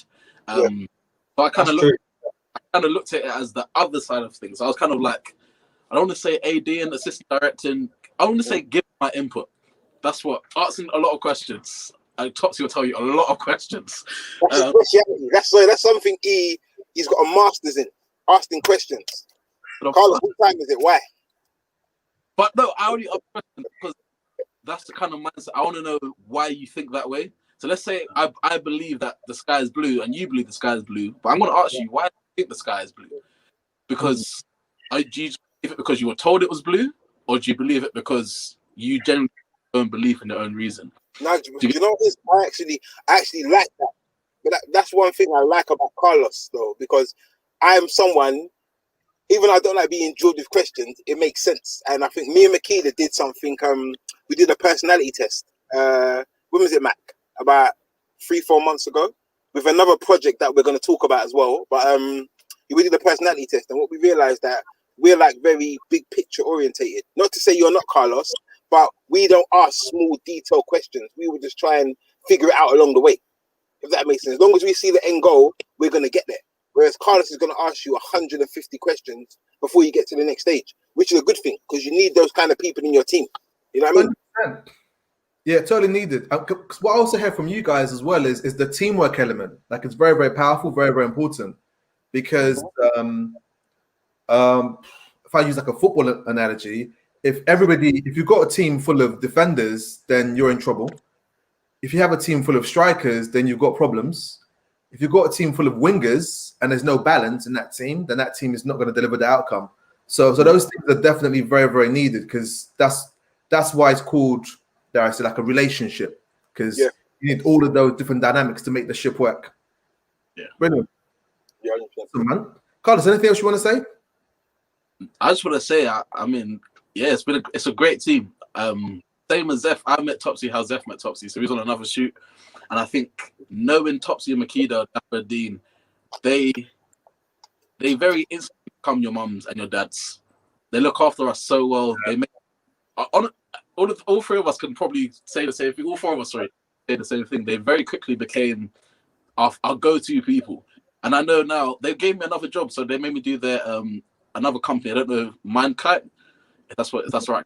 Yeah, fine. Yeah, we're gonna talk about it anyway. Yeah. So they got me to do like a voiceover for that. So I know when working with these guys now, I'm always gonna have work. I'm always gonna have someone to call and go, "Oh, Topsy, I haven't been working. Do you have anything to offer me?" Or Makeda, do you blah blah blah blah blah. And I think they'll always be there to say yes. Do you know, it's, to be honest with you, I'll probably call you before you call me anyway. But yeah. Yeah. I need guys. I need that. what I mean? So just to ask Tops and Makida, there's a question here from Nikki G, but just to ask generally, somebody's looking at this and they're like, whoa, I'm inspired. I want to be an actor, or that's my passion. Like, I resonate with that and I want to get involved. How can they get involved? I think probably check in with us on social media, you know, to be honest with you. But we have got a few more projects that we're gonna get up. I'd like us next time we do this, I'd like to get Dean up, because Dean is our creative light bulb. Even by his name, I put 2 light bulbs, but the guy will always call me with different ideas. You know what I mean? I don't know if Dapper will want to jump on. Dapper likes to kind of play behind the scene and just put things together, but I'm gonna see if he wants to do it. Hold on. Sorry. I think the best thing, like what I'm gonna mute myself. Sorry. Sure. It's just connect to make sure you connect with people. So if you're inspired by anything that we're saying, connect with us. Like Topsy said, via social media, via email, or whatever. Literally, because we're always on our socials and we will always try to help. Like, especially as creative connectors, that's what we do. If you have a talent, if you've got something that you want to get into, it might be something that I'm not even familiar with. It might be an avenue that I'm like, okay, wow, this is interesting. I'm going to want to learn from you as well. Like, it's a partnership. We don't deal with having you under us. We want everyone to feel uplifted and want everyone to kind of get to their end goal, whatever that might be. So if we can help you, we definitely will. So if you're inspired, definitely give us a shout. Awesome. And what we'll do as well is, so we'll have we've got it on our site already, but the details for the team will be on our website. And what I'm also saying as well is join our mailing list. So we'll keep you informed of what they're doing and what the different speakers today are up to, so you can literally get involved. It's a key reason why we do this. If all we did was just an event that you came to online and you then went back to your business and you forgot about it, that's wasted. We want people that you can connect with so you can move your life forward. So connect with us and we'll connect you with Wasted Talent and Creative Connectors. You know, I'm going to actually I'm going to actually put the 3 pillars, because the 3 pillars is the production company. So when we first came on, we was talking from Wasted Talent and Creative Connectors, but this actually, we've got a production company as well, which what I mentioned, which is more for what we're going to be doing in terms of this work. But to be honest, even just connecting with us like on our personal ones is cool. Sorry, sure. Zeph. Sorry. I just want to say, if you want to find me, you did some kind of matrix thing over there. What happened? Was that my hand up? So my Instagram is at Zeph_01, ZEPH_01. If you want to find me. Okay, if you tap that into the chat, funny TikTok videos as well, which is funny enough. But I'm on there. What was that talking about? I said Zeph's got some of these funny TikTok videos that he does, but yeah, I think even I think it'd be good. I think to be honest, I think a lot of, because these guys are always working on stuff anyway, so I think it'd be good for them to talk about some of the other projects that they're working on. I think Sandra kind of sold herself short because she's used to talking off camera. Sorry to draw you out, but at the moment she seems really, guys. I think you guys can all agree that Sandra's not talking as much as she. This shy. I don't know what. Sandra, I think I called you out here, Sandra. But literally, like, the floor is open to all of you. Just share with us what you're up to. How can people connect with you? Just anything you see anything that you see to share. Because what you might not realize is, just by having you here and having you speak, it inspires people. So you might not see that because you're in it.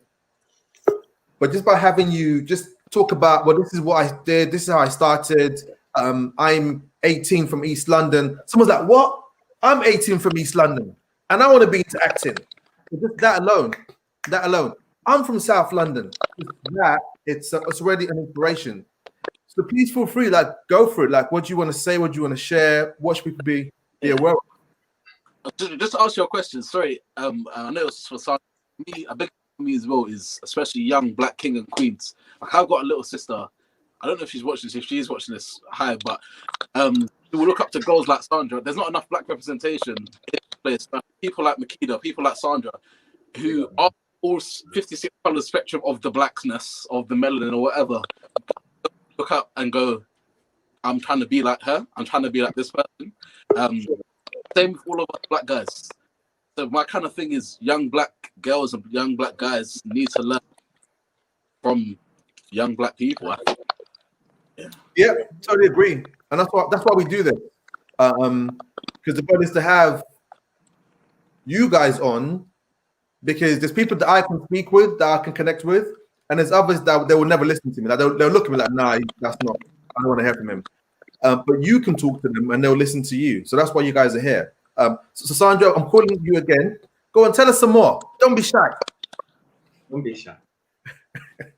Oh, you're on mute. Let me unmute you.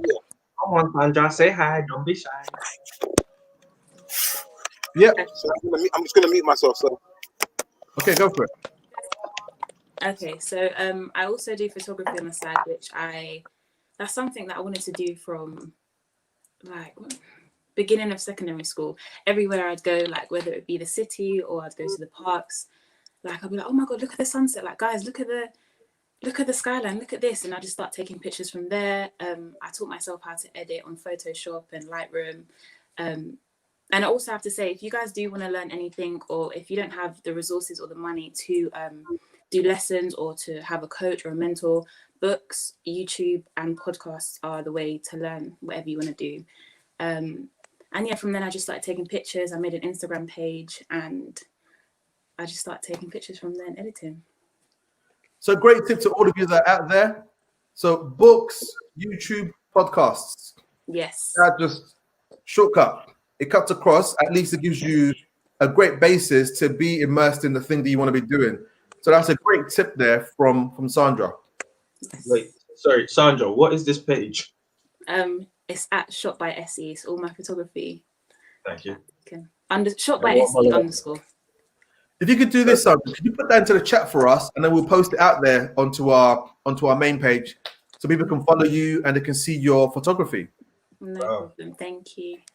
My pleasure. My pleasure. So, gentlemen, also Makeda, anything else? Do you guys want to stay? We still got a few more minutes. Cool, no one's going, so I'm going to go first. What am I doing? I'm a week away from starting another project. So there is it's based around mental health. And I'm not sure if you guys will know it, but the story of there was a kid who was an academy football player, got released from the academy and ended up taking his life because of it. So a friend of mine wrote a script about that, and so that is going to be the next thing that I am filming. But a tip for anyone watching who wants to be an actor or get involved in acting, just start. A lot of the time people get discouraged because they can't see a clear path as to how they're going to do something. Whereas, like Topsy said it earlier, it's like you'll figure it out on the way, but you have to make the initial steps. I was very much a person who, even when I applied for Brit School, like coming into college, didn't know what I was doing. I was just there. It was honestly just vibes. I was just there, and like the girl said, I met people who could point me in the right direction. Even Carlos, like meeting Carlos has been probably one of the biggest blessings career-wise, because of the amount of experience he had before me. I'm just a very determined guy, so I was like, Carlos, that's nothing still.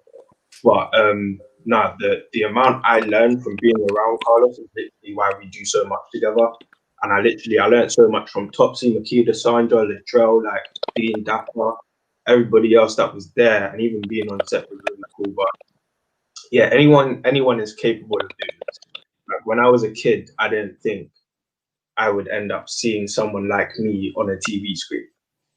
But now I've done adverts, I've done short films, I've done this, which is probably one of the biggest budget productions I've been on. So it's like, can we give a virtual clap, or for those with that? Come on, that's really good. Come on, Benjamin Zephaniah and that. But yeah, for those of you watching me or watching all of us, like anyone who looks at this screen and is like, I want that to be me, it can be you. Just make the step. It's going to be scary. I can't lie. You might drop. But there's actually beauty in falling. Like, you just got to be there to realize it. Like, the whole thing about the process is a beautiful thing. And Amazing. who said something? That's well said. Sorry, you're still talking. I'll let you finish. Oh, no, sorry. I thought I was going crazy. But yeah, the process is a beautiful thing. And I think if you're willing to put the time in, it will work out for you. Awesome. The process is a beautiful thing. There is a beauty in falling. And it's almost like you looked at my slides for the rest of the session, Zeph. Towards the end, one of the things I share with people is that the best way to start is to begin. It sounds really like simple, but the best way to start something is just to begin. It's not to think about it, because nothing happens when you're thinking about stuff. It's just there's people that think about stuff and they use all their energy thinking about stuff, then they get really tired from thinking about stuff. But there's a beauty in actually doing the stuff. And yeah, sometimes you might fall, but it's part of the process.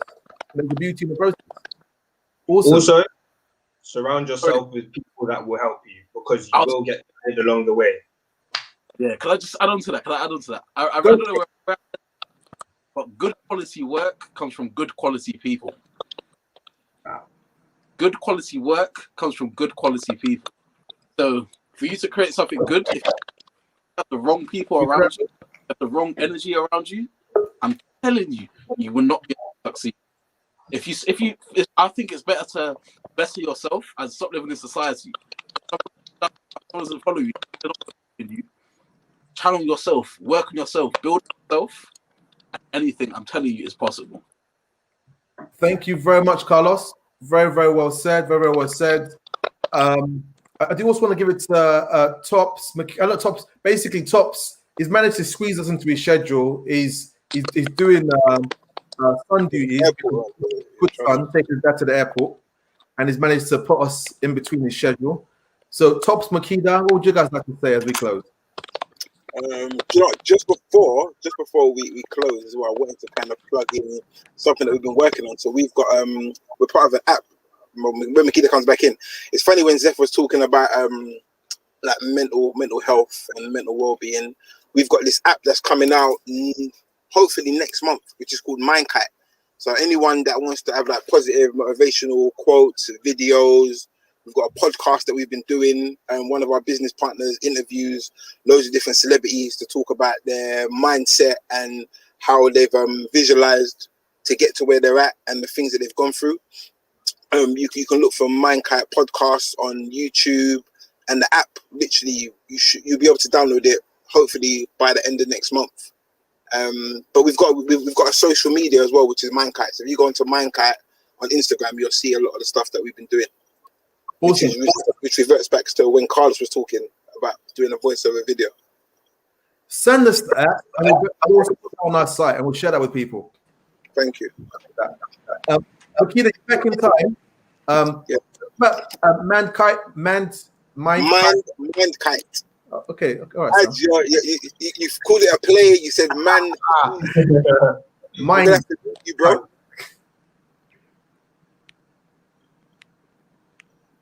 Makita, can you hear us? Oh, I think her line's frozen. She there. Oh, hello. You're back. It keeps disappearing. I'm back. It keeps making me disappear. I'm back now. Did you speak about Mindkite yet, Tops?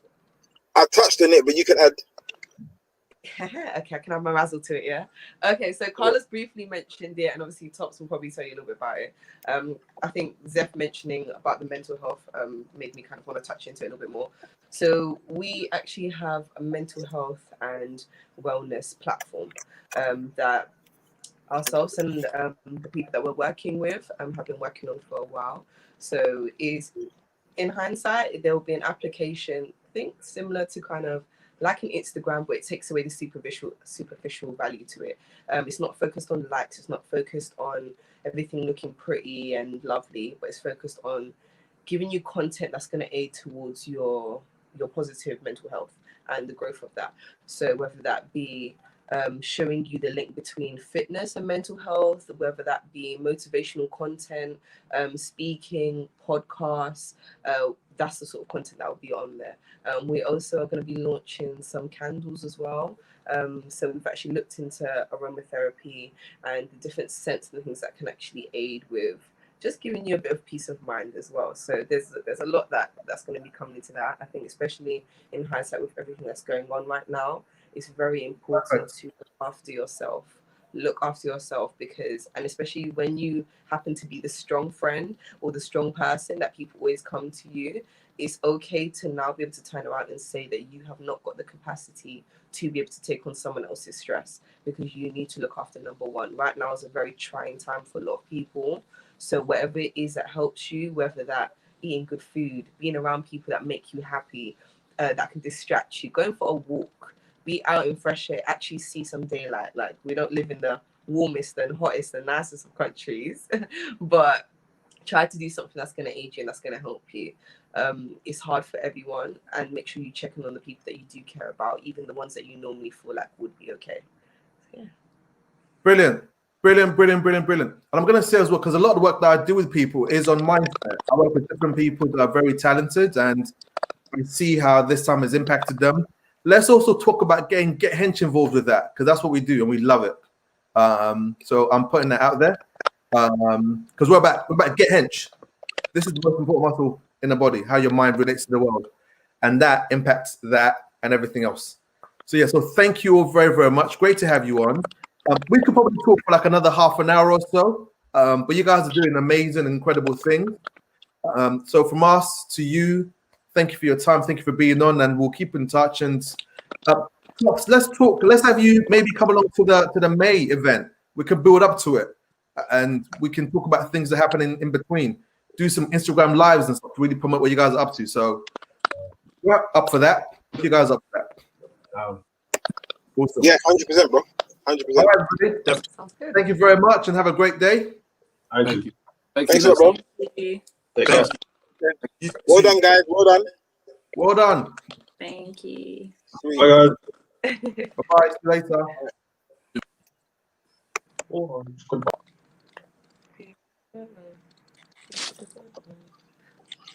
Awesome. It was great. Bye-bye, Makida. Great. Wasn't that amazing? Thank you to that team. They're doing some very inspiring things, doing some very fantastic and phenomenal things. And that time really flew by. So I'm going to literally go into the next conversation very, very quickly. So for more inspiration. And I've heard about these guys probably about like 4 or 5 years ago. This organization, they're called 100 Black Men of London. They do phenomenal things and make a huge difference and impact lots of young people, that impacts lots of people around them. And it's great for us to have them on to talk about what they're doing, what they've been up to. We've got 2 incredible people about to join us very, very shortly. So Michael's gonna come along and join us. He's one of the mentors there, like a lead mentor. And then we also have Adam as well. Adam's gonna be joining us very, very shortly. So I'm gonna bring him on right now. Actually, they're literally here. So that's Michael. How are you doing? Let's have a look. I'm good. Thank you for having us on. Thank you for being on. Thank you very much for being on. Great to have you both on. Adam, how are you doing? You all right? I'm well, thank you. How are you doing? I'm doing phenomenally, brilliant, amazing. I love doing this. I love to inspire people. I love it when people get who they are and they get what they can do and what's possible. So to have you guys come along to partner with us on that is absolutely amazing. So yes, I'm doing brilliantly well. And for those of you that are out there that are looking, please interact with us. And like I said earlier, please pardon my if I say it like this. Remember to smash the like button, or you can tap it really gently. But whatever you do, it'd be great because the more people that engage with us, we know that this goes further and it impacts more people, which is what we're here for. and also share this with other people. So don't be stingy. So Michael, Adam, great to have you on. I've heard a lot about you guys. I know some of the work that you do. I know it's amazing. The floor literally is yours. So just tell us about 100 Black Men of London, what you do, and why on earth do you do it? All right, cool. I'll jump in and I'll let Adam finish it off for us. So yeah, hello everyone. My name is Michael. I'm a mentor.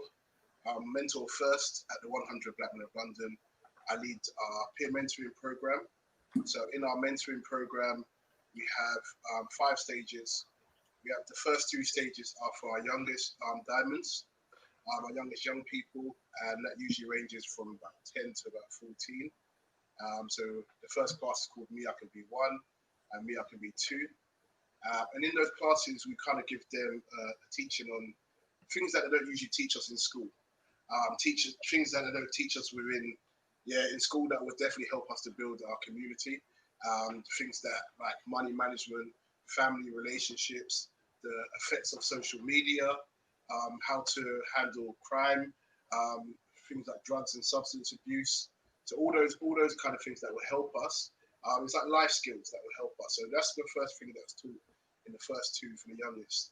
And then straight after that, we have the Young Leaders Academy. In Young Leaders Academy, we teach our young people how to start their own businesses, to start thinking more about strategy, start thinking more long term. So they're not in a system where they're just going to school and are being told you need to go and work for someone. We're giving them the skills so they can go and start something themselves. And then the last stage for the young people is the peer mentoring sessions, and that's the sessions that Adam, who you'll hear from shortly, that's what he's in. And in the peer mentoring sessions, we're kind of getting them ready now. So they've been through the other three programs, from young to the age they are now, and they're in the like a midway section of their youth, and they're about to decide whether to go to university, whether they're going into a job, whether they'll start apprenticeship, going to college, whatever that decision is. Our job is to guide them through that process. And not only that, for them to become leaders amongst their own peers. Awesome. Become mentors amongst their own peers. So that's that section. And what we do alongside that is, because what we found is there's no point doing all these mentoring sessions for the young people, and then they go home to their parents, and their parents have no idea what we've been talking to them about. So we have our fifth class that we have on a day is the Parents in Partnership. So the Parents in Partnership will go through the same subjects we've just gone through with the young people, but obviously from a parent's point of view. So now when they go home, they can have a conversation to say, oh, this is what we learned, and then they can come together. And then that's how we start building. So that's one side of the 100 Black Men of London. We do have 4 pillars. So the first pillar is the mentoring. We also have our second pillar is health and wellness. So again, it's talking about all the different things within our community, because we're not always it's not always talking about in the mainstream media about how we can improve our health, especially when you're talking about things like mental health within our community. So we have those. We have those sessions as well. That's another pillar. Once a month we do different talks, bring in experts to come and advise us. So again, like I said, it could be on something like sickle cell, could be on prostate cancer, especially within our community. Things that we don't hear about as much, but we should do because it affects us more than it affects any other race. So we speak about it, and how to keep healthy, how to keep our minds healthy as well, not just our bodies. The third pillar that we have is education. So education, I spoke about it previously when we spoke about mentoring, but the system is not always designed for us to thrive. So we have an education pillar where we talk about, okay, how can we thrive through the system that's here and then go on and do more. So that's our third pillar, and we have different programs and workshops running through that. And then our fourth pillar as well that we have is economic empowerment. So for us to actually create our own businesses, to create our own systems and stuff like that, we need to come together. We need to build like our own like black economy, the same way that we saw like with the Black Wall Street so many years ago. things like that need to start happening and actually coming together. So that's our fourth pillar, where we do like business programs, we do financial education, we teach people how to do trading, for example, we teach people about money management. And then also a new thing that we're launching as well is the investment club. So people can come. I know people are wondering, where do I put my money, especially in times like this? The bank isn't safe, so what do we do? So we're creating things like an investment club where we'll give you different options. So it's like, okay, you want to trade in Forex? This person here will teach you how to trade in Forex. We'll teach you what he's doing, what trade that person's doing. Or you want to do gold and silver? Okay, this is how you do gold and silver. This is what we're doing for gold and silver. Stocks, shares, crypto, that's the new thing jumping on. It's all comes together. So those four pillars are underpinned by leadership, and which brings me to the end of what I'm saying, but brings us into why the 100 Black Men started internationally. Started in the first place. It originally started in America around the 1960s, so around when the civil rights movement was happening. And the plan was, the idea was when it was created was for Black men, it's time, okay, let's step up and show ourselves. Let's step up and show us. Let's step up and lead. Let's step up and do this. Let's step up and do that. Let's not rely on any other person. Let's not rely on, and where the name comes from, let's not rely on Black women or whatever. It's Black men time to step up. So we have women in our community. We have men in our community, obviously. But the main thing that we're trying to show is Black men need to step up, take charge, and move things forward. So there's loads more to say because we do so much. We've got chapters all over America, all over the world as well. So London isn't the only one. So we're a chapter of the 100 Black Men International, where young people go once a year. But Adam can talk about why he joined the 100 as well, and about his journey as well. I think that would be good. Okay. Hi guys. My name is Adam, and one of the reasons why I actually joined the 100 Black Men was because I came across the president at an event that I was meant to be speaking at, and I heard Ola's voice, and I heard everything that the 100 Black Men of London were actually doing, and seeing like real life testimonials of how they've been able to change someone's life, like myself, who didn't start up well, but someone, for instance, that got excluded, and how they've been able to transform their life, start businesses, and actually be able to impact their community and become leaders in their school, and not only in their school, actually taking the lead in their families as well. So when I heard about what Ola was doing at the 100 Black Men of London, Ola's our current president at the moment, but when I heard about what he was doing, I was like, okay, how do I get involved? Because one of my life missions is actually to impact the lives of 100 million people in my lifetime. That's one of my life missions. And sorry, excuse me, can we get like a yeah? Thank you very much. Please continue, Adam. Continue. Go for it. Sorry. Yeah, so that's because that's my vision, and that's actually my life mission. I said, okay, how do I get started now? Because it's going to be a thing where I can't just get to 100 million first. I have to impact the people around me first and in my sphere of influence. So I saw, okay, the 100 Black Men is an opportunity for me to actually get started and actually start helping other people who look like me, who might not have the best upbringing, but how can we actually give them a better upbringing? How can we show them that you don't have to be a product of your environment? How can we show them that you can literally, if you can literally believe the thing that you want to become, then you can actually achieve it. And when I saw that that's what the 100 Black Men were doing, and really helping change some of the educational systems and some of the systems that are inevitably set up for us to fail as Black people. But 100 Black Men said, okay, how do we flip that on its back now and actually give back to these young people? How do we change their lives and impact their lives for the better? And literally, when I saw that and saw that I can get involved at my age, I was like, it's a no-brainer. If I can help other people, I'm going to be happy inevitably. And just seeing so many young people go through who might have come the first couple of weeks, and they've been shy, or they were really to themselves. They didn't want to speak about what was happening at home or at school. To them really opening up, the way they speak has changed, the way they conduct themselves have changed, and the way they even thinking now has changed to the fact that they want to now impact lives because they've seen their life being impacted. And that's what I really love. I love it when it's each one teach one. So that means if someone's helped me now, how do I now help another individual who was in my same predicament and allow them to thrive over just surviving and just mere surviving? So that's why I literally joined the 100 Black Men of London, because they're doing amazing things. And I know it's going to grow exponentially over time. This year, we featured in so many articles. We've started to get a lot of mainstream attention. And now I believe that the 100 Black Men, we can start pushing what organizations such as 100 Black Men and 1,000 Black Men of London, 1,000 Black Boys, are doing. And when we can do that, I really believe that the Black community can really start thriving and we can really change the narrative. But yeah. Totally agree with you on that one. You got a nod from your mentor as well. It's like, yep. So Adam, let me ask you about this. So tell me a bit about your background. You said that you got excluded at some point. Yeah, so that was around year 9. It wasn't a permanent exclusion. It was I think a few days.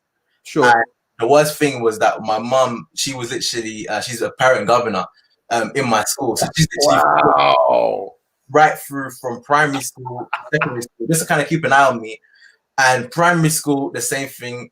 I wasn't like a proper like naughty boy, but I know I was always talking, always disrupting. Right. And in year 9 was the point where I what was I doing? Yeah, I got in trouble at school. I had a disagreement with a teacher, and I ended up getting excluded for a few days. And just seeing the look on my mom's face was like, wow, like what have I done, kind of thing. And it was like a thing where, okay, this thing I thought was going to really impact the rest of my life. So I remember that night coming home, crying, praying, Lord, please get me out. And then I don't know, after a few days, I've come back to school now, and I was like, okay, I'm gonna really try and change. But yeah, after that, not too long after, I think the year after, I came across a mentor who actually previously went to my school and had a similar background. So growing up, I'm growing up in Gypsy Hill at the moment. Grew up on a council estate in Lambeth, and seeing people around me now, it was so easy for me to kind of just fall victim to what was going on. Lucky enough, I think it was the age of 13, around the age of 13, when a boy in my area actually threatened to stab me with a knife. And what this done for me, this actually really changed my perspective. It could have meant that I'm asking my family to start defending me, and it's a long cycle. But what it actually done for me, it really impacted me, and I was so fearful to the point where my mum will come with the shopping bags, and I'll literally take the shopping bags out of the car and run back to the house. I would run through the estate to just go to the train station. I would always constantly be running until a point where my mum was like, no, that's not right. Like, because I come from a Christian household, she was praying for me, and I was like, I remember like that kind of spirit of fear was really gone. Where I can walk around confidently. But yeah, and then how that actually ended up changing my perspective on things and how I was able to overcome that fear was actually coming across a mentor who went to my school, who had a similar background to me, and just seeing that he was actually impacting so many people's lives in the industry of trading and network marketing. And then I started, kind of just taking his advice, because I realized that, especially when it comes to mentorship, you have to be I would love to take advice from people that I wanted to trade places from. So if I can see that this guy is doing amazingly well in this field, or he can impart some sort of wisdom into me, then of course I need to listen. I need to then go back and try and implement the things that he did to get the results that he's got. So when I saw that, what he was doing in the area of Croydon in my school, and just, I think at the time, especially it was money for me. I saw him 6 figures at 19. I was like, wow, how is that possible? Like, I never heard of that. And that wasn't possible in my area unless you went through drugs or music, as a lot of people in my area come from like a musical kind of background. And then, yeah, I got speaking with him. I joined this company. I think I was at the age of like 15, 16 I was at the time. And there was like different ranks in the company. So I hit a P150. I mean, I was the youngest individual in the company to do that, because most people were 18, 19. So then I got kind of introduced to sales, network marketing, the idea of conceive, believe, and achieving. And then, yeah, he's like, oh, read this book, Rich Dad Poor Dad. So I read it, and my whole paradigm changed. I never read books before unless it was a thing to do with like English, reading in school, or it was homework. And even then, I don't think I would even finish the book. But when I actually got through Rich Dad Poor Dad, I was like, I was like, okay, now I realized, okay, I can be a business owner, I can be an investor. I don't have to go down the traditional route. There's so many more opportunities out there. I said, yeah. that's right. I'm like, yeah, I agree with you. Yeah. And then it actually told me about the power of affirmations and really speaking like life into yourself every morning. So that that's right. Like right behind me. All here. Yeah, all over my room. I've got signs. I can't lift up my computer, but I've got signs. I've got vision boards and literally signs because. Oh, hold on a minute. There's a message from Candy Stewart. Who's Candy Stewart? My sister. So proud. Yeah, hey. Please continue, Adam. Yeah, so literally just seeing where I'm going because especially in Proverbs, it says that without a vision, the people perish or the people cast off restraint. And what that actually means is that if there's no vision, if I can't see where I'm going, then it's going to be impossible. It's like walking down a road blindfolded. I can get run over by a car. All these mad things can happen, but because I have a vision, because I'm so focused on where it is that I want to go, it's like so many things can come around you. Friends can come and deter you from that path, but because you have that vision, it's inevitable that you're going to change it. And yeah, one thing I learned from one of the books that I read next was Think and Grow Rich was that if the mind can conceive it and bring itself to believe it, then it can achieve it, which is something similar to the affirmations that I do in the morning, having the signs around me so that because I can see where I'm going, I can now achieve that thing. And yeah, just allowing my thoughts to really become things and just kind of going through that process of personal development is where I'm at the moment. But yeah, that's where I am at the moment. And then transcending that just through the affirmations and praying and all these different things. I remember I had a sign in December and it said, I'm so happy and grateful now that I Adam Stewart and deputy head boy, no, it said head boy at my school. Long story short, these are some of the signs that I had around me, but I didn't become head boy, but I became deputy head boy in my school. From a boy that got excluded 3 years ago to now becoming deputy head boy. And I was like, that's such a big achievement because I remember back in the day, people were saying, oh, you're not going to amount to anything, or you just take from the school, different people in the school saying you just take from the school and you don't add any value, to a point where now I can mentor individuals in my school, to a point where we can lead Bible studies, lead revivals, and just lead some amazing stuff in my school where I can actually give back now and I can actually impact so many young people. And yeah, it's just been such an honor to be in different positions, and even in 100 Black Men of London, becoming a peer mentor and just being a part of just kind of like a mastermind, because I've seen so many people. Last year we had Vanessa, who's gone off to Cambridge University and she's doing amazing things, to Jonas Andrew Phillips. Shout out to you guys if you're watching at the moment. But yeah, shout out to you, international public speakers. 100 Black Men are just doing amazing things and they've impacted in my life, and now I feel like it's only right for me to give back. But yeah, that's just me and that's my journey so far. Just to ask Adam, how old are you? I'm currently 18 years old. I turned 18 November. Right. So for those of you that are out there, so this is so this is proof, and he's got a clear vision of impacting 100 million people. And what you can also hear is it's not just the words that he's saying, but his being behind it is very clear on what he's about. And I want that to be an encouragement to all of the young people that are out there. So the young Black boys, young Black men that are listening, and young people that are out there listening, that you can have that it's not a mystery. What 100 Black Men of London do is they've got a system in place that you can get involved with, and literally 2 + 2 is 4, regardless of what people might say to you in terms of success and how to be successful, how to make things happen in life. There are things that you do that you can do to make it a reality. And one of them, absolutely, as you've seen from all of our speakers so far, is mentorship and having people around you who share that vision. People around you who will pull you up when you go off, and people around you who will cheer you on when you're on that path. And so that's what this young man's talking about. That's what Michael's also spoken about. I can see Michael wants to say something. I'll quickly put it over to him as well. What I also want to say, because Adam mentioned Proverbs, like it talks about that through wisdom, a house is built, and by understanding is established, and by knowledge, its rooms are filled with pleasant and precious riches. So it's not hidden. It's not like How do I make it in life? How can I get out of this state? It's not something that's like only for the few, some kind of secretive thingy. It's there for you to have it. Michael, you were going to say something? Nah, do you know what? I was just smiling and nodding. And Adam can lead this by himself. To be honest with you, I can jump out of this. But it's good to see when you see one of the young people that's gone through the program come onto a platform like this, and you see the way they're speaking. Yeah, it's something. It's good. It's good.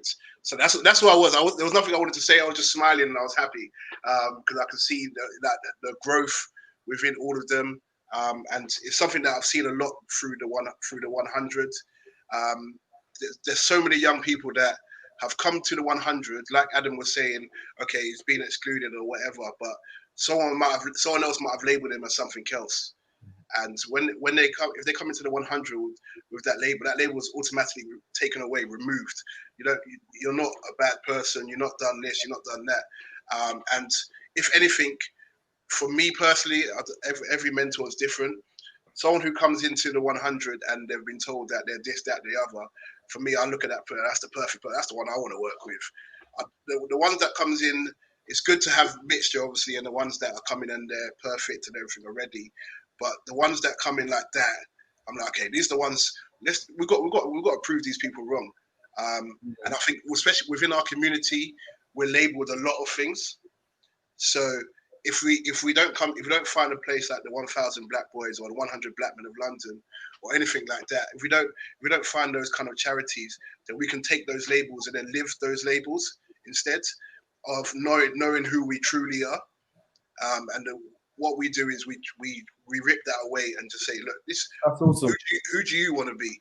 Who do you want to be? Forget what they're telling you are, because everyone is different. We're all created uniquely.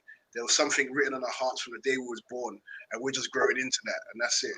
So it's for us to bring that out of each person. And I also love the fact that you're shouting out all the other diamonds and mentees that have come through the 100 as well, which is wicked. That's another thing that I love within the organization. Someone will come in from all different kind of areas, and then by the end of the program, they're creating a family amongst themselves. So someone who lives in North is now his brother who lives in South. Whereas when we look at outside, we see the complete opposite. It was only yesterday that I was looking at someone else, another person got stabbed in Birmingham because they live in 2 different postcodes, and you just think it's not simple. Yeah, it's getting things like that is ridiculous. So it's our jobs to kind of go in there and tell them remove all that. You want to talk about people want to talk about postcode wars or whatever like that. You're fighting over land you don't own. At least own the land before you start fighting for it. You don't even own it. We haven't even got to that stage yet, and you want to go and start stabbing each other up. So there's no point for all of that kind of stuff. And we're trying to teach them. Go out, do the best you can, but your way. Don't be a robot. Don't follow someone else's way. But yeah, brilliant. So do you know there's so many things that you guys have said, and for those of you there's a question here. Question is, how do I refer young men? Okay, so I think I can drop the link into the website, into the chat somehow. Yeah, I think I've done that on the YouTube side. And we'll then post it out there. Yeah. And what we'll also say as well is we're going to put your information on our website. Yeah. So that people can connect with you and go on the journey. Yeah, definitely. Because one of the things that we're about and the vision why we created 1,000 Black Boys is it's not exclusive to us. We're like, only we can do it. That's just so childish and immature. It's about collectively, there's some things that other people are better at than we are at. So we would partner with them to make that a reality. And there's some things that we're strong at. We want people to partner with us there because that's our strength. And it's that complement that makes it all really effective. And that's how things work. And the whole thing about it takes a village to raise a child. So that's the vision behind this. That's why we're here and that's why we do what we do. So yeah, go for it. The village has to be united. Yeah, totally. And that's one thing. So if you have different people in the village trying to raise a child their own different way, then the child's not going to be raised the right way. So at the moment, that's the one thing that we need to work on. So that's why I think I spoke to you yesterday when we was talking. I said we need to come to more together. We need to do more collaborations. We've got so many different organizations trying to help the Black community, especially. We need to start uniting more, and then have one clear goal of what we're trying to achieve. So I think definitely to raise a child, we need to be united first. Cool. Totally agree with that, and 100% like I share that vision. And what I'll say as well is, so literally our time is basically almost up. It's going really quickly, right? So this is the thing. So we've got 100 Black men actually coming back to speak in our March event, and we'll give them longer in the March event. So that's confirmed to happen. And one of the things I do also want to talk about is just really briefly. I'll touch on this. Michael touched on it earlier as well, and I said this.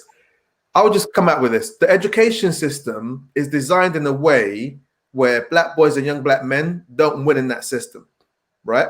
Yeah. You can look at the stats. You can not agree with me, but if you look at the stats don't lie.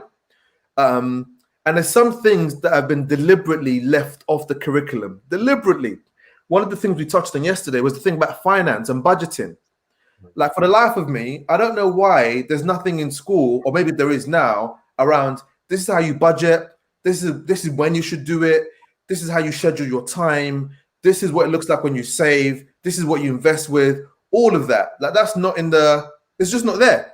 Michael, what do you want to say about it? Because we were talking about this yesterday, I was like, do you know what, let's discuss that today. All right, so first of all, shameless plug, I run an organization that teaches all of that to young people as well. So the organization is called KBM Financial Focus. And it's not shameless. This is what people need to hear.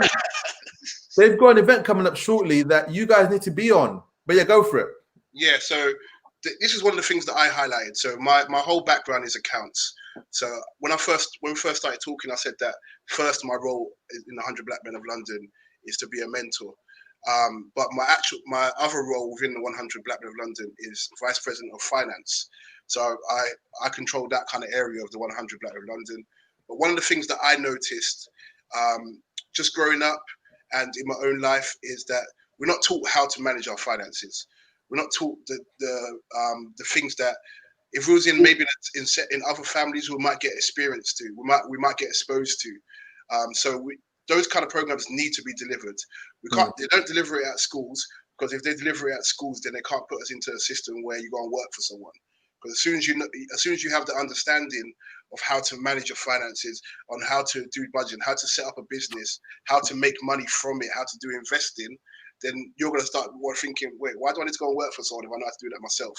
So of course they're not going to teach that in schools. They'll teach you in schools what will get you into a workplace, so you can say yes sir or no sir to someone else, and that's it. The school system was created how many years ago? It was back in the days when most people at least 150 years ago. Say again? At least 150 years ago, at least. See? That's ridiculous. And back in those days as well, most of the jobs were like factory based. So it's designed for you to go and work in a system like that. And another thing I'll add on as well, just for people that are listening and young people that are listening, is one of the main reasons why I decided to get into this, and I understand why the schooling system is a bit, it's not correct at all, is I didn't work well within the schooling system. So when I got to 16, I knew that I wanted to go into accounts or finance, but the way that I learn is completely different to reading a book, go and take an exam, and do all that kind of stuff. The way I work is the way I learn is by doing it practically.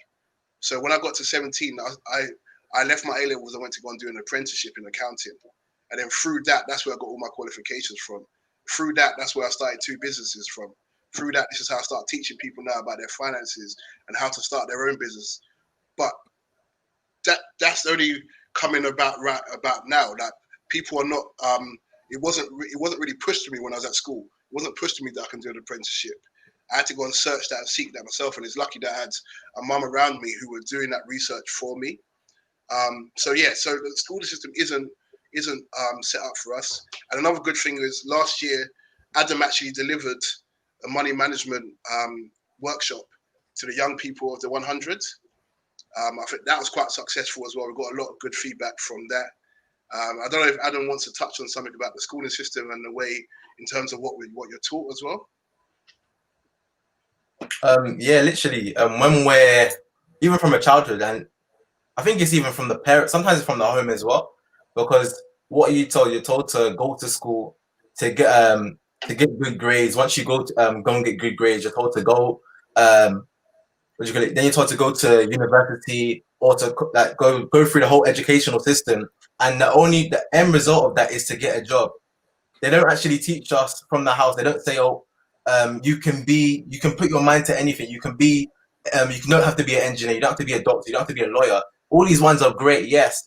But there's been so many trailblazers that are coming through so many different industries. And I feel like now what we actually are doing now is we're empowering people, and we're learning that we don't have to just be put into that one box. We don't have to go through the generic educational system that is designed to fail. There's so many young people that are teaching themselves as well, through whether it be through self-help books, whether it be through online courses, because we've realized that learning doesn't just start from the classroom. It's about what happens after the classroom. Because in school, I believe that they give you a lot of theory, but no practical at all. So, like Mike said, they're just creating robots to go through a system and say yes sir, no sir, clock in, clock out, and we don't actually think for ourselves.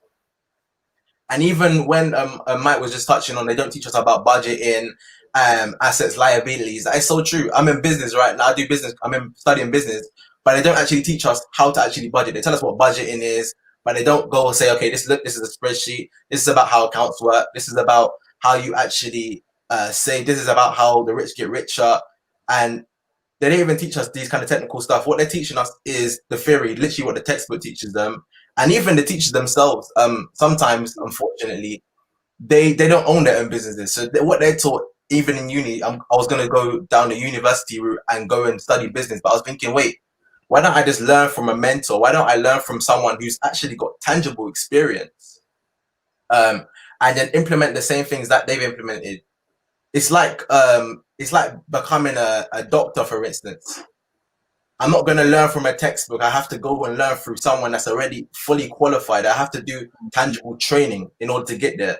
So if I'm going to learn how to make money, why don't I go and learn from a money teacher rather than a teacher in school, unfortunately, who doesn't have the results that I want, if that makes sense. So that's why I feel mentorship's important. Brilliant. So on that note, just to say for those of you that are listening, because some parents might be like, what do you mean? So we're not saying don't go through the school system, because for some people, you would, and you might still need to do that. If you can listen to to how we're saying is that this way you now have choice. You can see that there's other options, and you can now choose if you want to be an engineer, be a doctor, be a lawyer. You can still choose. You can still do that, but now you have choice. It's not that you're just coerced and pushed in that one direction. So I'm Yoruba, I'm Nigerian. My dad wanted a doctor, lawyer, engineer, and that was the list. So doctor, lawyer, engineer, and there was something else. I forgot another one. There was like 4 things. I said doctor, blood, not interested. Lawyer, at the back and forth, they're arguing, I'm not interested. I was like, engineering, yeah, I'll do that one. So I got a degree, right? And then I saw my passion is business. Like my passion is business. And what we're saying here is just understand that you've got choice. And by looking at what are you passionate about, by looking at, I want to start a business, I'm progressing with a business, that could be the thing for you. Because there's many people who are classed as being successful out there in the world who didn't complete the education system, but they went with their passion and with what they want to do. And others, they did do that. But what we're saying is that you've got choice. That if you've got a passion for creating business, you don't necessarily need to be a doctor. If you want to be a doctor, you need to go through that process. But if you're somebody who wants to launch a new type of app or something, there are other ways for you to develop that. That's the thing that we're saying. I wanted to really make that clear for the parents that are out there. So gents, thank you very much. I know the time went really quickly. We'll have more time next time. And what we'll do in the build up to the March event is we're going to do a day of Instagram lives and Facebook lives before that, just to really promote it. So I love what you guys are doing. I think it's amazing, and we want to have you have as much impact as possible. So keep doing what you're doing. Yeah, definitely. Thank you for having us on. Yeah, we'll look forward to the Instagram lives, and then we'll also send you information. Like I said, we've got a money management workshop starting on the 13th of February, and that's going to be five different sessions on the Saturdays, and it's just going to teach young people the foundations first of managing your money and how to build from that. So yeah, I'll send you more details on that. You'll see it on our social media as well.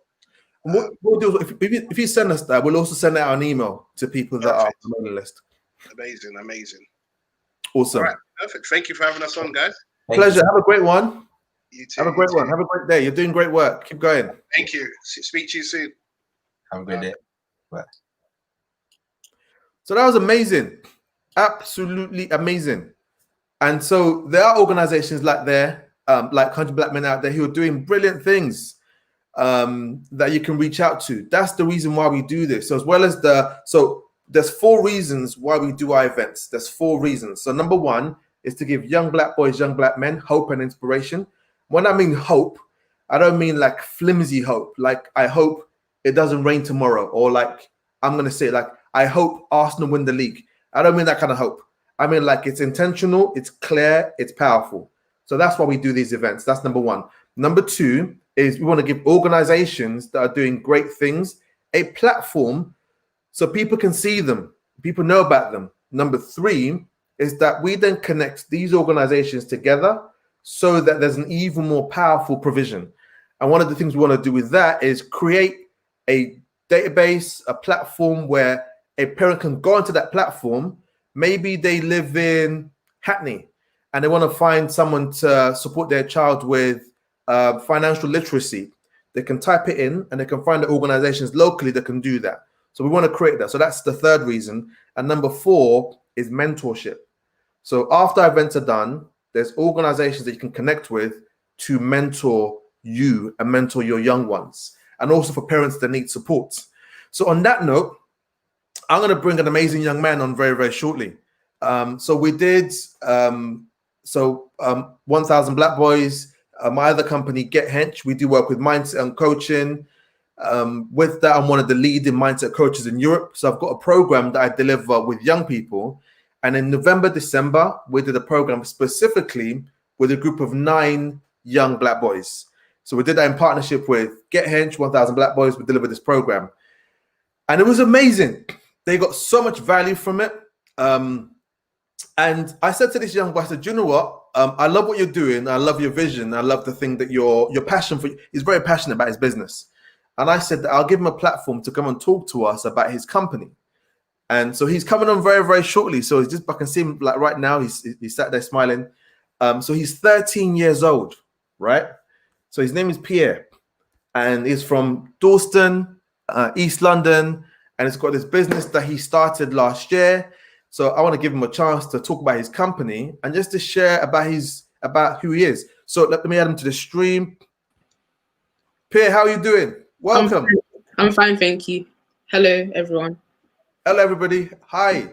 So thank you for being on, and also thanks as well to your mum for saying yes to having you on. Yeah. So I'm super excited. I know that you came onto our program in November, December, and you got lots of value from that. Yeah. And one of the reasons I've also got you on is because of you're really clear on what you want. You're very passionate about your business, right? Yeah. So go for it. Tell us a bit about you. So who you are, your background, and also now tell us about your company. Okay. So my name is Pierre. I'm 13 years old and I'm a young entrepreneur. So basically, 2020 was quite a hard year for me as I was grieving the loss of my granddad, but also going through teenage struggles. So I was relying on social media for my entertainment and also to just keep me occupied. So after I made my social media account, on my suggested page, I found a lot of clothing brands on there. So I was just kind of getting a bit annoyed. So basically just started following a lot of them. And then one of them, which is their brand is called Through the Dark Clothing, which are a brand that supports mental health because they're a partnership with Mind Charity. They must have messaged me and said, "Hello, Pierre, would you please be able to support our business by placing an order to become an ambassador?" So I spoke to my mum about it, and we agreed that it's a good opportunity. So I placed an order with them, and after my t-shirts came, I took a few pictures in them, and then after that, I posted them, and then I started getting a bit of exposure from Through the Dark. So from then, after that, I just started getting some more exposure from all these different other clothing brands. So then I was just working with a lot of clothing brands. So then after that, I found my Uncle Leon's clothing brand, which is called Maximum Profit London. So after I found them, I started speaking to my Uncle Leon as kind of like a mentor. And he was telling me how he started the brand and what he has to do for the brand to keep on running. So then I basically he suggested to me that, Pierre, maybe you should make a clothing brand. Seems that you got that passion and you know a lot about clothes. So I spoke to my mum about it, and we agreed that it's a decent step. So then I spoke to my cousin Tyler, and me and her, we both started making designs, started jotting down different t-shirts and stuff. So then after that, my mum came across Ademola's course, where he kind of grew my mind to do with business. He expanded my knowledge of business, because I just thought business was just about making money and stuff. But I found out that it's way more than that. Like, business is a community, and it's more than just people just doing jobs and stuff. And Ademola kind of gave me that vision and that drive to make a clothing brand. So my clothing brand isn't available now, but it will be available in the upcoming weeks. So yeah. And what's the company called? What's your clothing brand called? #13 London. The name comes behind, I've recently just turned 13, but 13 means giving birth to new beginnings. That's what the number 13 means. And with this, we'll hopefully give birth to new beginnings for me and my family. So yeah. Awesome. Brilliant. And how can people find you? How can people connect with you? They can connect with me via my social media account, which is Pierre_.London. But my social media account for the brand will be ready very soon. Awesome. So we're going to share that. So we've already asked Pierre's mum for permission. So make that available just to really support this young man's business. He's very passionate about it. So on the program, literally afterwards, he'd stay around he'd stay after our session and ask me questions about how did I grow my business and how did I grow, because Get Hench initially started as a clothing company. Some of you might know us already. We started off with the slogan "Get Hench or Die Trying" at the fitness brand, and we grew very, very quickly. Lots of people knew us through that, and then we still do the clothing element, but the vision is really about this and growing people and developing people. As in, that's Get Hench. This is the most important muscle in the body. So Pierre's questions was always around, well, how do I grow my business? What can I do next? What does it really look like? And all of this stuff. And I just thought to myself, wow, I want to support that vision and I want to support that idea so that it grows. So if you share that vision, you can support this young man, follow him on social, order from him when they launch the clothing brand and the clothing line. If you have a 13-year-old as well, look, listen, it's perfect. You've got to do it. So Pierre, anything more you want to say about your company? Well, my company we're going to be focused on hoodies, t-shirts and sweatshirts, but hopefully after we've launched our first drop of clothing, then we can hopefully do a bit more merchandise and do a bit more clothing and more products, bring more products out. Perfect. And are you clear? So you're 13 now? Yeah, right? Yeah, 30. Where do you want to be in 5 years? 5 years, I want my clothing brand to be established, be a well-known brand, and be able to people basically just be speaking about it how they speak about Nike, basically. That's how I just want my clothing brand to be well-known and people to know about who we are and how we started. So yeah. Awesome. And also, I know. So with #13 London, yeah. So I know that you're gonna do some work in the background to get things up and running. When do you think you'll be able to start take orders from people, like on mass? My plan is hopefully start by the end of February. Sure. Yeah. So by the end of next month, people can start to order from you. People know exactly. They know exactly what they can get. Yeah. Awesome. Anything else you want to say to us? I've got some questions for you, other questions, but anything more that you want us to want us to go? Well, I just wanted to say, obviously, Ademola, thank you for this opportunity. Thank you to listening to me when I've been asking questions. Just generally, just thank you for your help over these past months. My pleasure. My pleasure completely. And it's just to definitely encourage you, and for young people that are out there as well. The reason for that is because you've got incredible potential. Like, you're really clear on what you want. And regardless of what might happen around you or of external circumstances, I promise you, if you keep focused on the things you want and you take actions towards that, you will definitely make that a reality. Thank you. Right? So that's the reason why I want to just encourage you that, hey, look, listen, dude, if you keep focused, you can do it. Hands down. Thank you. Awesome. And also for other people that are online, so you came onto this program that your mum did incredibly well to register you for. And you know that your mum's got your back, hasn't she? She's definitely got your back, your mum, because she basically paid for the program and she put you on it. So when you came into the program, tell us more about that. What did you discover? How did you find it? The program was literally amazing, because before I came onto the program, I had a real lack of knowledge of business. I hardly knew anything about business. And I was still wondering if I can actually run this clothing brand, or if I can actually fulfill my dream of making a clothing brand.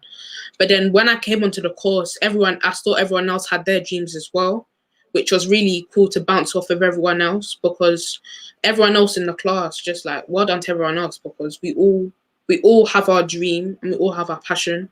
So Ademola basically really like pushed us to our best of abilities and basically showed us that we can do anything if we put our mind to it. Brilliant. And do you remember any of the actual tools? Because one of the things on the program, for those that listen, is because the work that we did started off from here, because this is the biggest thing in terms of success, especially when it comes to starting a business. So your mindset, how you think about what you're going to do. It sounds really simple, but how you believe whether or not you can do something, it's huge. You can't quantify it, but that belief factor is massively huge. So our work was on having the young boys be clear on their thinking and we gave them tools to unlock their thinking and to see how they can make their dreams a reality. So Pierre, do you remember any of the tools on the program? Does anything spring to mind right now? Well, it wasn't just like you didn't really just help us with business. You also helped us with our behaviors by telling us about the chimp, on how the chimp is in your head and it's telling you that to basically just get angry at everything, but you need to control yourself as well. Like, you can't really blame everyone else for your actions. Basically, yeah. Perfect. So what Pierre's talking about, so how the brain works, there's a part of the brain called the limbic system. I got the name initially from a book called The Chimp Paradox, and we then created an acronym out of the CHIMP. It's actually right behind me, my left-hand side here. And what we did is, when someone gets triggered, someone gets angry, somebody reacts to something, is because this part of the brain has been triggered. This part of the brain is now running. And the part of the brain is also where the self-sabotage mechanism lives. It's where it resides. It's where imposter syndrome resides. So if you're thinking from that part of your brain, you will not achieve the things that you want to achieve. You'll be easily offended.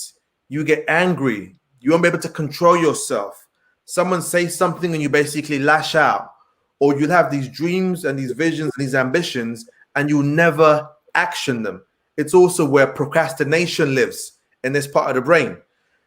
So we literally work with the boys to have them understand that that's how their brain runs. And we then gave them access to another part of their brain called the frontal lobe, we call it Reality, also an acronym, and we gave them steps on how they can step away from being in this chimp state, in this self-sabotage, angry, annoyed mode, into a place where they can take actions, they can move forward, and it also impacts how they relate to mum and dad at home. It also impacts how they clean up their bedroom. It impacts how they interact with people at school. So that's just one of the things that we went through on the program that we completed in December. But yeah, Pierre, is there anything more that you want to say? So there's a question from Jova. So far, the comments, Pierre, people are loving it. So there's a inspiring, well done. People they're really appreciating the things that you're sharing with them. But here's a question from Jova. Let me see if you can read this. Can you give some tips to help other teenagers with limited money and school-based distractions and common issues you faced? So can you give tips to young people? So maybe some of these young people, they don't necessarily have the money to start a business or money to grow something or to grow an idea. Have you got any tips that you can share with them? Well, there was, at first when I started the business, I was obviously quite lost. I didn't really know what to do. But then I spoke to, I didn't speak to, but on YouTube, there's a YouTuber whose name is John Santos, and he's in America. But he runs a business. They're called Rise Up and Win, and he basically gives you tips on how to start a clothing brand with $0, America, but £0, and not really just start from much. But you kind of after you get your like your designs and after you get your ideas, you just basically just want to start. Like, just get everything you've got and just put it into everything. So money isn't really a struggle, but it's just the fact that you just, obviously, I save my money. So you basically just need to save your money.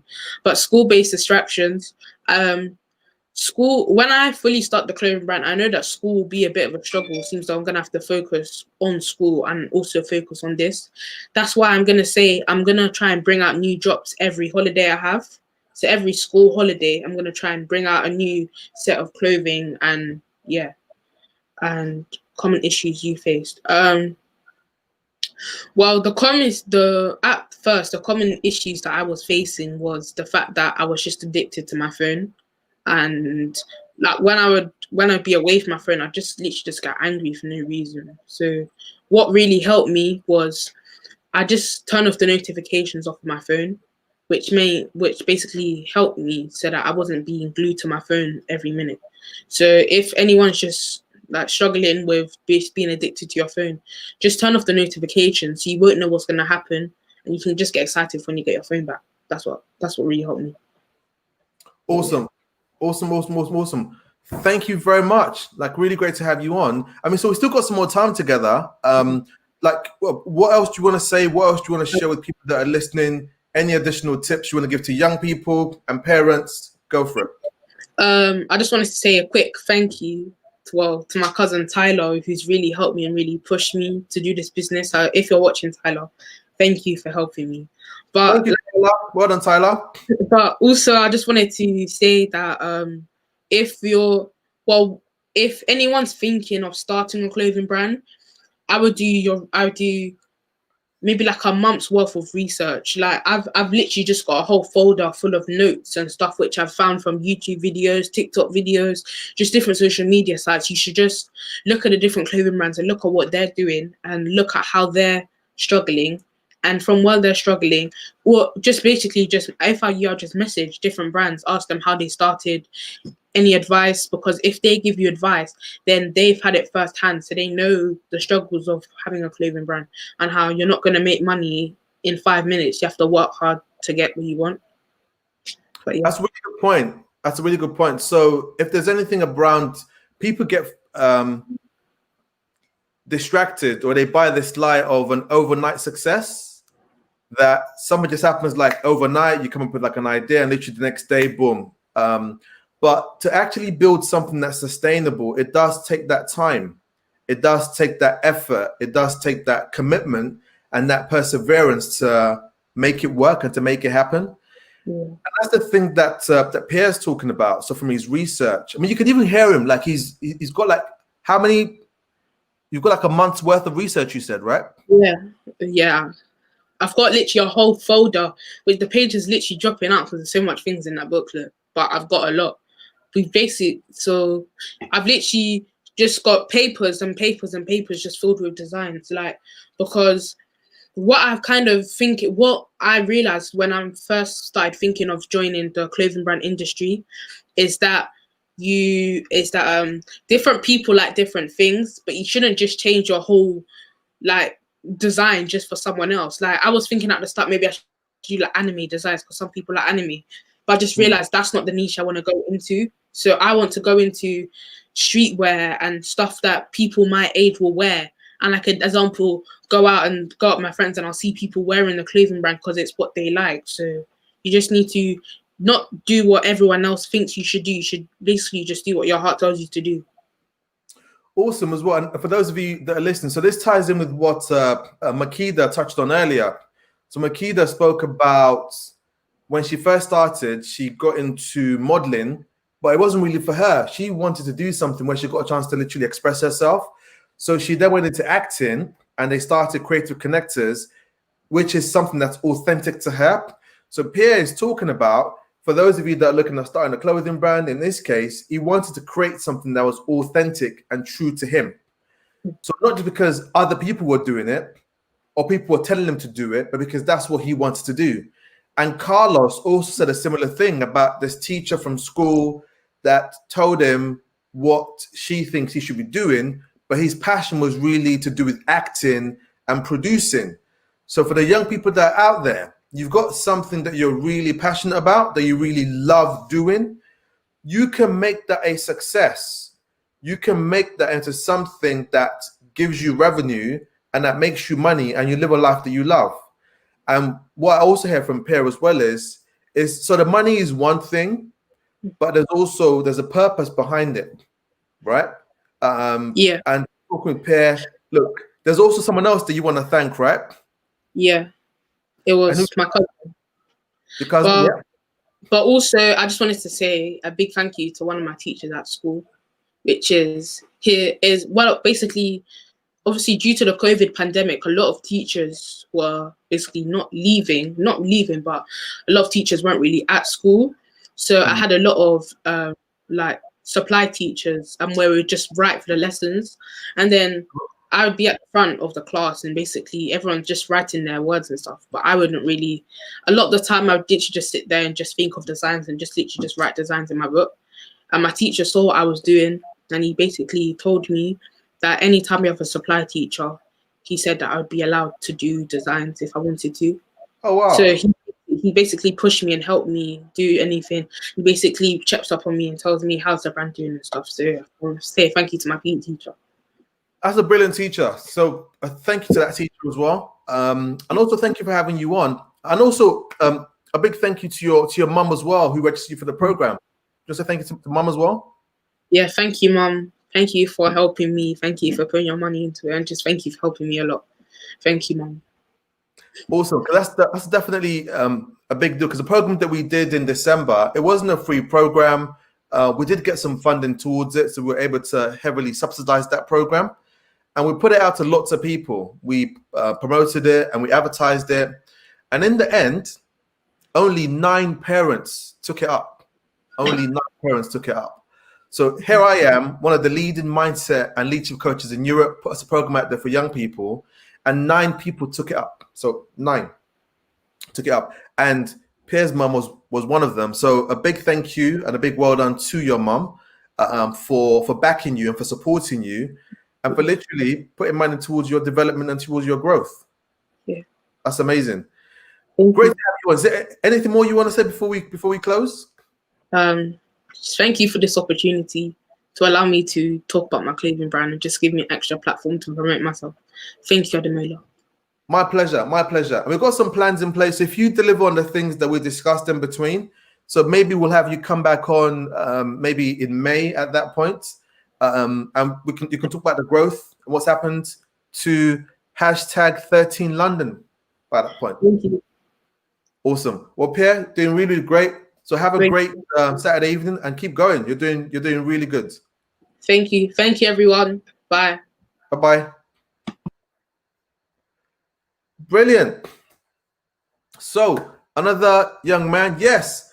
Let's have a look at some of the chat here.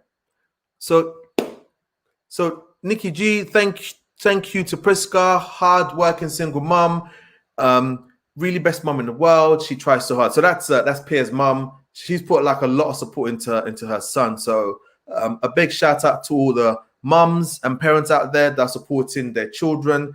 Please keep going. It does make a difference. It does pay off. I know sometimes it will be challenging. Sometimes it'll be difficult. Sometimes there'll be these downs, but keep going because literally it's like 2 + 2 is 4. After downs, there comes these ups. So well done to Priska for supporting Pierre. And also, yeah, Emma Patel, well done, Pierre. You're an inspiration to other youngsters, and his mum is amazing, brilliant, and so inspiring. Keep up the great work, Pierre. So, an amazing young man, amazing young entrepreneur from East London that's doing great things. He's got a really great vision. He didn't share all of his vision with you, but he's got something that he said in terms of when he's 18, where he's at. So in 5 years, what he's up to. So talking about parents that are doing amazing and great things. I've got an incredible, phenomenal, inspiring person come to join us very, very shortly. His name is also Ade. So it's not Ademola. We'll ask him the full Ade very, very shortly. But it's Ade Shokoya. And he's the founder of Circulate. And I actually met him when I did a self-development program. This was in 2018. Yes, in 2018 it was. And do you know what? Some people that you meet and you're like, wow, this person inspires me. This person's up to stuff. This person's doing things. That's what came across with this person. And I'm going to bring him on. Let's have a look. There we go. Here he is. Ade, how are you doing? I'm blessed, brother. Can you hear me? Can hear you loud and clear. Good. I'm blessed, brother. Thank you for inviting me on. I really appreciate it. And also, definitely, thank you for being on. Thank you for being on to share with us what you're up to. Thank you because I also want to find out. I was looking at the Circulate website and I was like, wow, I like this. I love this. I also want to have you talk about that as well. And you're also, I know Ade's got a very busy schedule and he's also looking after 3 boys at the moment. So they've given him some time to be with us right now. So we're also thankful to the boys. In honesty, they haven't given me any time. I had to bribe them. It's just the way it goes. What did you bribe them with? I had to bribe them with some extra tablet time. Okay, fair enough. That's some negotiations, right? Negotiations. Yeah, and they're getting good at it. So, Ade, tell us a bit about you, like your story, your background, and how did you get here today where you're the founder of your own company? Yeah, so once again, thank you for the opportunity. Apologies, I cut myself earlier just doing something, so you might see me dabbing a little bit, but that is what it is. So yeah, my name is Ade Shokoya. I am 47.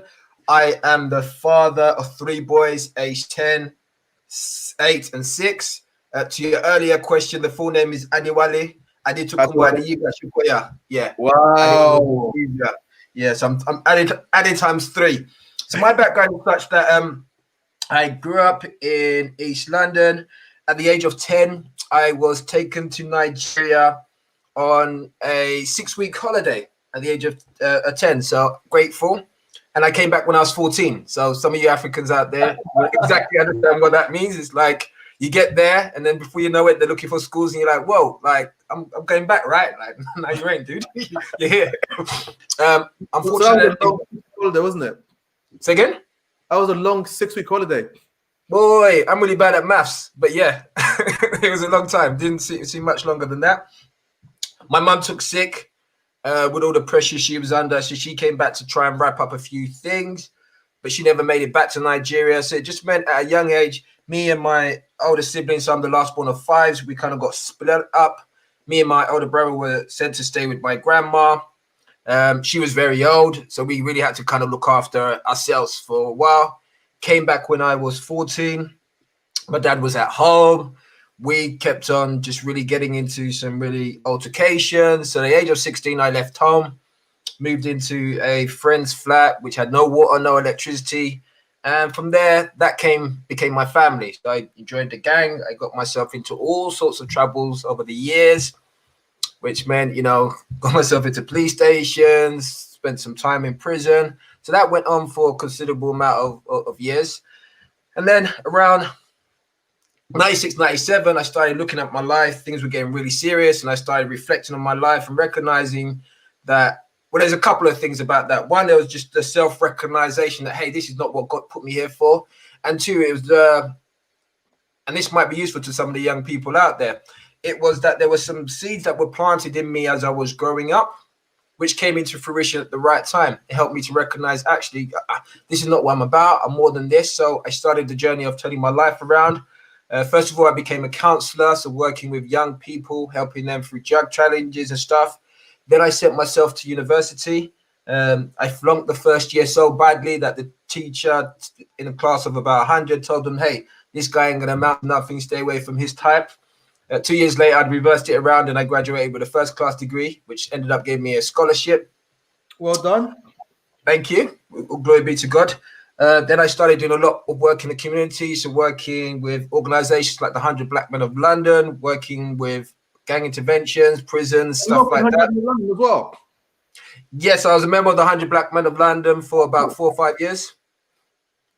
And that was also where, I had the opportunity to be around really positive Black men who helped me to create what I call my road to the boardroom template. And so from there, like I said, I was part of that and then doing stuff in the community. I was very much interested in IT. So that was what my degree was in. And this was kind of at the beginning of before it really became big. And then I managed to carve myself a niche out in an area called Agile, which is like change management. And so over the years, I wrote a book.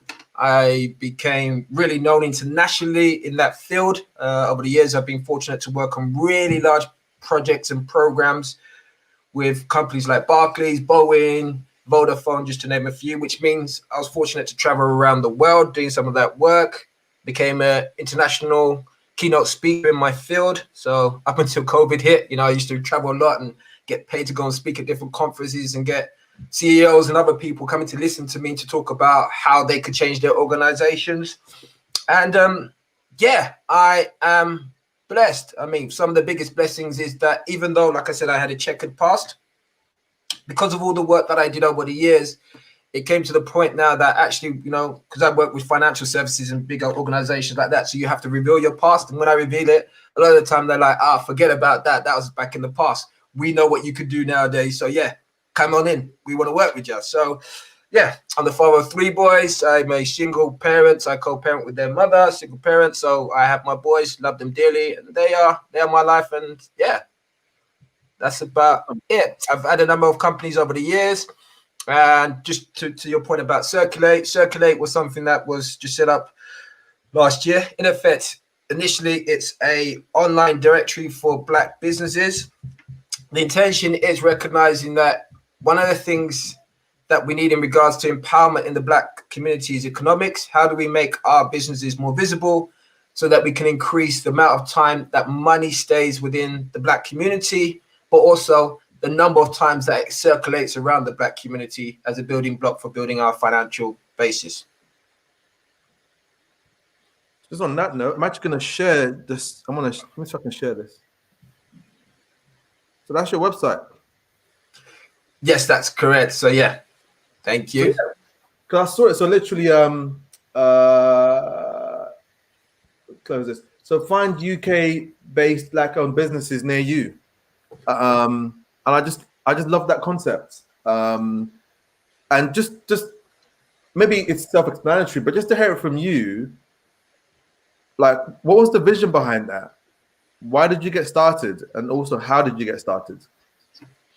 The vision is simply, I mean, if you look at the numbers, they show that the amount of time that money circulates around the Jewish community, I think it's something like 21 days, around the Asian community, 17 days, around white community, something like 14 odd days. I can't remember the numbers off my head, but the most interesting thing is that the amount of time that money, i.e. the pound, circulates within the black community is less than a day. So in effect, money comes in and it just goes out of the black community. We spend it everywhere else but within ourselves. When you look at the strength of a community, it's for the most part down to how can it take care of its own economic needs. Builds, schools, provide jobs. I mean, like I said, being somebody who's grown up in gangs and done a lot of work with gangs, a lot of the time we complain about these youngsters, but we don't look at it from their perspective, which is what are we offering them? We as a community can't get them jobs because we don't have the businesses to the degree that they need. They look at all the struggle that we go through and they're like, really, is that what you're telling me I should sign up for? And it hasn't worked for you. And so they create an alternative lifestyle for themselves. And so for me, yeah, that's been kind of the drive, which is how do we, and there's a number of other platforms out there doing something similar, but how do we actually just at the basic economics, which is increase the amount of time we have money in our community. The longer it stays in the community, the more we can do within our community, the more empowered we are, and the more we can leave to our future generations. One of the key things I think, which was a big impact and influence for me, was the recognition that it said that as a generation, we are going to be the first generation to leave less for the next generation than was left for us. For me, that's a big, like, whoa. So yeah, those are some of the visions behind it. And like I said, I'm the father of 3 boys, so I've got to be thinking about, well, what's the world that they're stepping into? What am I leaving behind for them?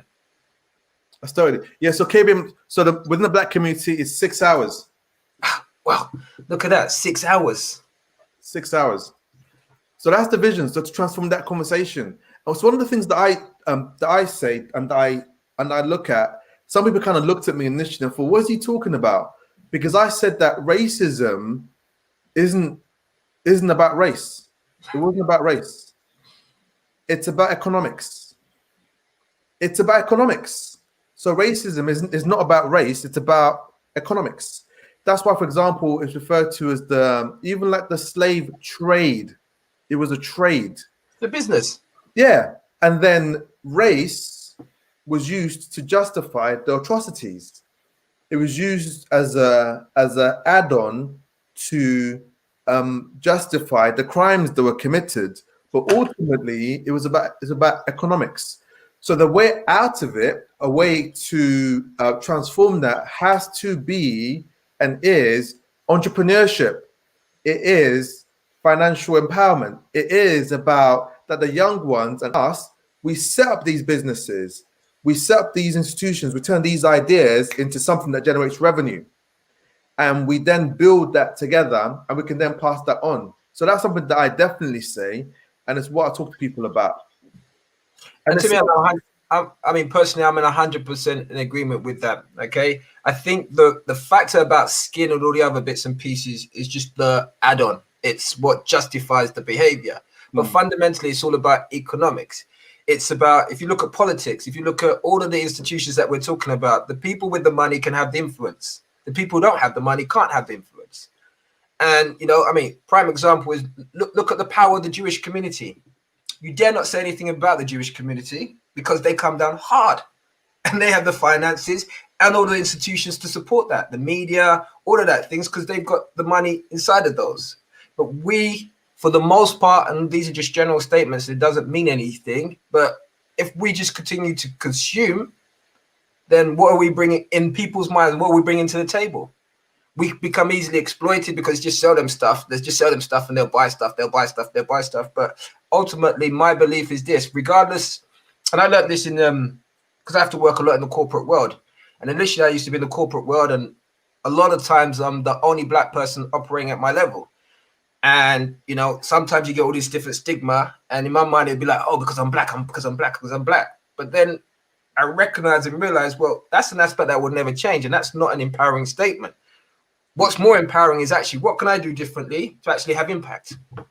To actually, there comes a point where they can't see that I'm black. All they see is what I do. So that's my approach to life. That's awesome, man. And so people that are looking right now, so we're gonna put your details for Circulate on the site, so people can actually see that. So tell us a bit more about the business. Tell us about tell us about the business. What's next? How can people partner with you to grow it to have even more of an impact? Well, yeah, I mean, at the moment, it's a free offering, so people can just go on there and list their own businesses for free. An app will be released soon, which will make it much more easier for people to be able to use. So realistically, is I guess when the app launches, to circulate that, i.e., promote that, will help.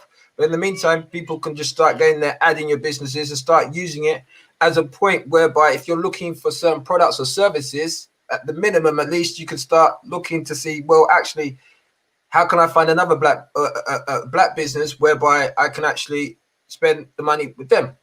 Which, as we see, the numbers are showing 6 hours. How do we turn 6 hours into 12 hours? How do we turn 12 hours into 24 hours? How do we set? And that's really it. How do we exponentially just keep on doubling up? And I believe that's in all of our powers to do that. So yeah, I'd say that would be the first starting point, to be honest. So that's awesome. So I'm going to share this again just so people can see it. So it's really proper easy. So what people need to do is just go to the site. Oh, it looks like one of the ones is gone back on the. Yeah, you rescinded on the deal. Come back on the deal. Away now. So for those of you that are listening, so what you need to do is just literally go to the site and register your business for free. So if you're a black business owner, just go to that site, put your details on there, and that's it. It kicks up from there. And also, when you need a service, so food, service, or hotel, is what I see here. And yeah, but if you scroll down, you see there's loads of categories. So if you scroll down to the bottom as well, go down there. I mean, there's just loads and loads of different categories. And these are not all of the categories. There's loads of categories. So there's ranges of business. Whatever your business is, just go in there, tag it. It will show up. When the app launches, it's going to be obviously it's going to be easier for people, and just promote it, really. And that's all it requires. It's not costing anybody anything. Doesn't cost you a penny. Perfect. And what are the goals for this year in relation to Circulate? What have you got planned? So the goal is really to we've got a couple of things in the pipeline. It's just to increase, obviously, the number of businesses on there, to increase the number of users, because then it becomes a perpetuating cycle, right? The more businesses you got on there, the more useful it is. The more customers you got there, or potential people looking for businesses, more people sign up. So that's really what the goal is. And like I said, it's a free offering, so it costs the community and individuals nothing. It's an opportunity for people to have their businesses exposed to a wider audience. We know with technology nowadays, we can get our businesses in front of people globally, around the world, 24/7. So this is an opportunity for everyone to be able to benefit from that. And I'm hoping as on the back end of that, then we can start looking at how do we now start, with the increase of money within our communities, how do we now start reinvesting in our communities, mainly our youngsters? Awesome. So for those of you that are listening right now that are online, I'd like you to do something for me.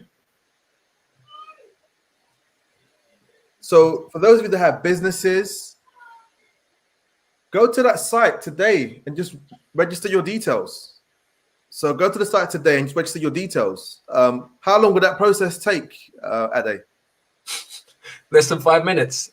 You see that big orange button? That's why it's orange and really clear. Just click on that and it takes you through. Advertise for free today, basically. So this will take you 5 minutes, and that's it. And you're all set up. So if you can go and do that today, those of you that will do that, can you just put into the chat and just say yes or thumbs up or a heart shape or something?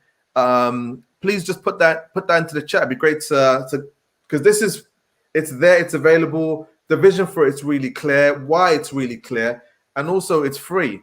Not that we only do things because they're free, by the way. Some things you've got to pay for 100%. I'm sure Adam will tell you that. But this is just there for you, and it doesn't cost you anything. You could do this in less than 5 minutes, and it supports our community. So please go ahead and do that. So that's awesome. Thank you very much for that, Ade. Thank you for sharing that with us. I'm just going to ask you, I've got some questions to ask you. Yeah, absolutely. Yep, definitely. Thank you very much. Appreciate it. And been asked as well for you to share your Instagram. Okay, cool. So if you share that with us, we'll put that on our website as well. And for the people that are on, we'll send you a link. If we can put it into the chat, if you join our mailing list, and we'll send that information about the speakers. We'll send you how to connect with them. And when they're doing events, like Michael mentioned earlier as well, we'll send that out to you because we want everybody to win. We want everybody to benefit. So that's why we do this, and that's why we are here. So please, yeah.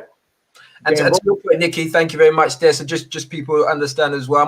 I'm a business consultant and coach as well. So part of what I'm doing, and this also ties in with Circulate, is actually you'll be seeing, so I should have answered that question a bit better earlier, Ade. You'll be seeing some free events coming out for me, which is intended to help people who are not business owners to actually start their business. So one of my areas of expertise is in digital transformation. One of the things which I just quickly want to share is I think the big benefit we have in the Black community right now is we are in something called the fourth industrial revolution. It basically means that all the previous barriers to starting a business are no longer there. You could start an online business or anything just like that nowadays, right? So there's so many more opportunities nowadays. So yeah, you'll be seeing more things from me in regards to that to help people on that journey. Brilliant. And so tell me about this. What's it like being the father of 3 black boys? It is a blessing. They are like my bestest friends. Of course, I'm their daddy. That comes first, but it's like the way that I've built it, and I've been blessed that it's worked out, even regardless of all the challenges that I've had. Is that they can totally rely on me and know that they can come to daddy and know that daddy loves them no matter what. It's beautiful because it's a two-way thing. Not only do I get to teach and show them things, I'm constantly learning from them. And there's 3 of them and 1 of me. So I think I get the better odds. It's a beautiful situation for me. I feel blessed. And you said that's 10, 8, and 6? 10, 8, and 6. Wow.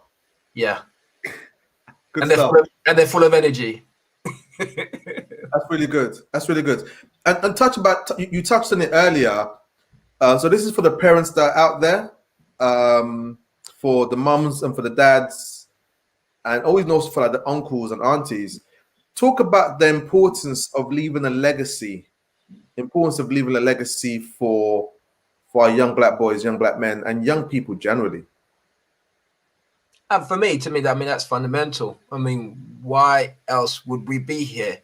It's a recognition that I am here today, not because of my own strength, but because of all that my ancestors have gone through to this point, including my mum and dad, what they've sacrificed to be here. So in my mind, it'd be totally selfish of me to have some kids and not leave them a legacy. So, and to me, even if you want to start looking at it from a personal point of view, if you want to start talking about immortality, how do we achieve that? We achieve that for our children, right? We live on through our children. And so for me, like I said, I am driven by leaving them with something that at least is better than what I had, or at worst is no worse than what I had. So yeah, it's just, I mean, I don't know how to say it beyond that. It's just, what else is there to leave if I don't leave a legacy for them? Totally important. So something that you touched on earlier as well, like it's a consistent theme, and I'm pulling it out because I want people that are listening to see this. You spoke about self-recognition. So there was a point in your life where you experienced what you'd experienced, and then you got to a place where you were like, you self-realized, you looked at yourself, you self-recognized. Talk more about that and why it's important. I think, I guess it's self can be a complicated thing, especially as being a black male or black in general. We live in a society whereby we're bombarded by the media, school systems, all these other things that tell us who we are.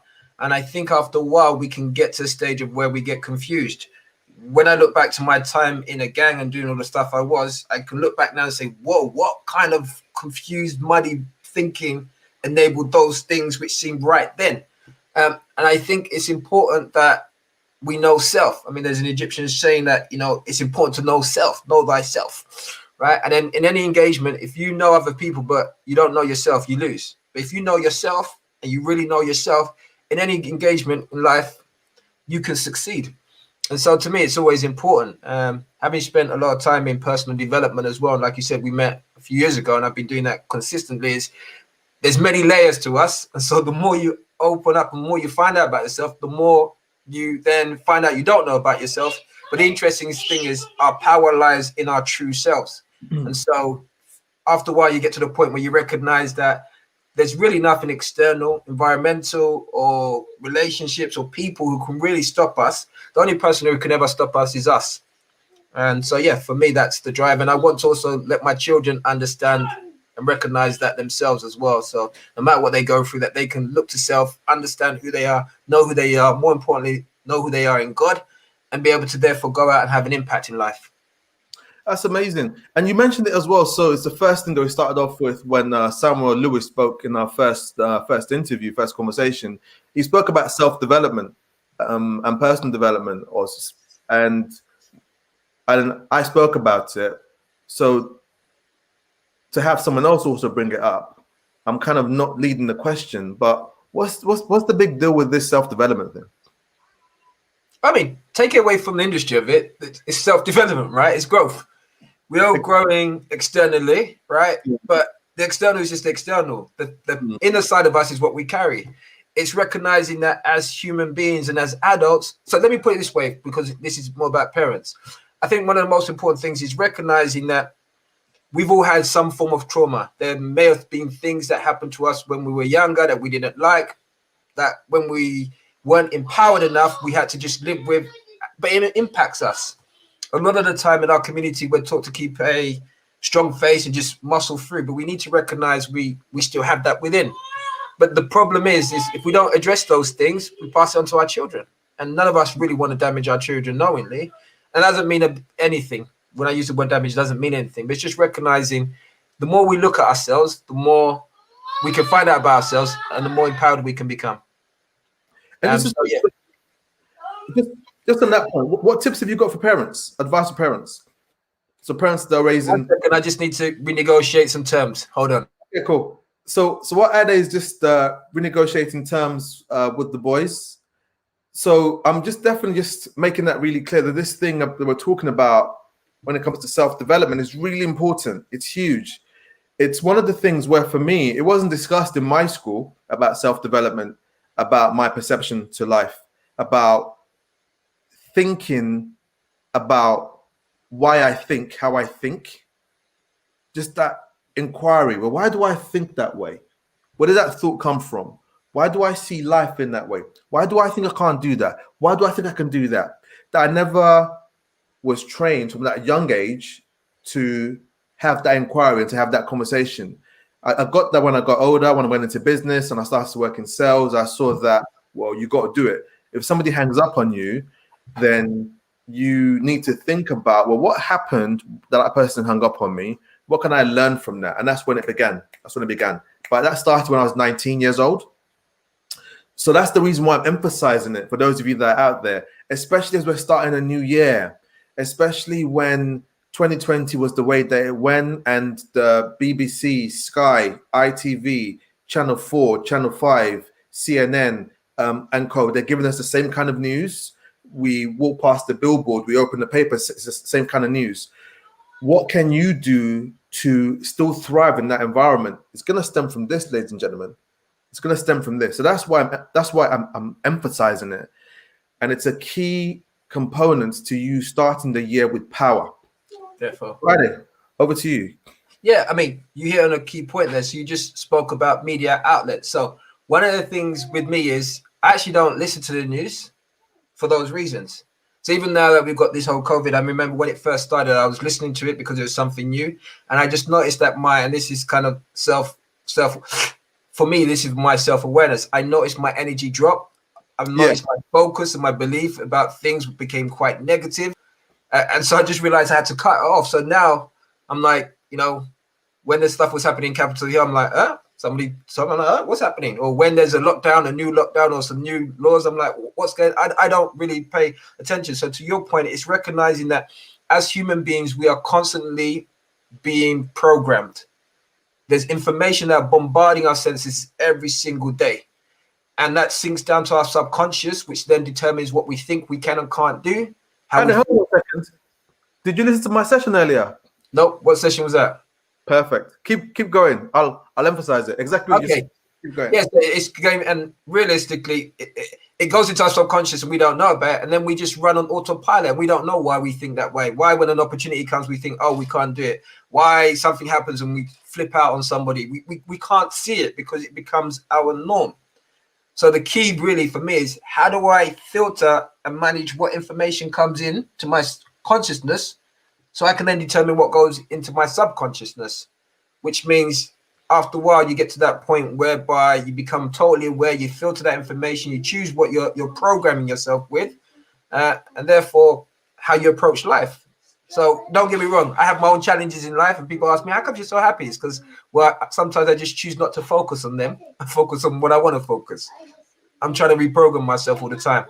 And I think it's important, especially for our young black boys who are growing up in a society at the moment, which is not always as supportive as it should be, that we act as filters, help them to filter that information so that they can reprogram and rise above what they're being told about themselves. Awesome. And the reason why I asked, added that question earlier is he's just said exactly the same thing that I said earlier on. I said, don't watch the news. So try for 7 days. For those of you that watch it every day, try for the next 7 days to not watch the news. So for 7 days, so up until, you can start today, and it'll take you up until Friday, right? Don't watch it. And check in with yourself, let's say next Friday, 7 p.m. Just check in with yourself. And I promise you, you will notice some very subtle differences in how you are seeing life and seeing the world. And a key thing that Ade also mentioned is that the human mind is designed to be programmed. It's how it's designed. So if you expose yourself, that's why they call them TV programs, because they're programming something, right? And it's the mind that they're programming. So if you expose yourself to that, whether or not you're consciously aware, it goes into your unconscious and it's programming you.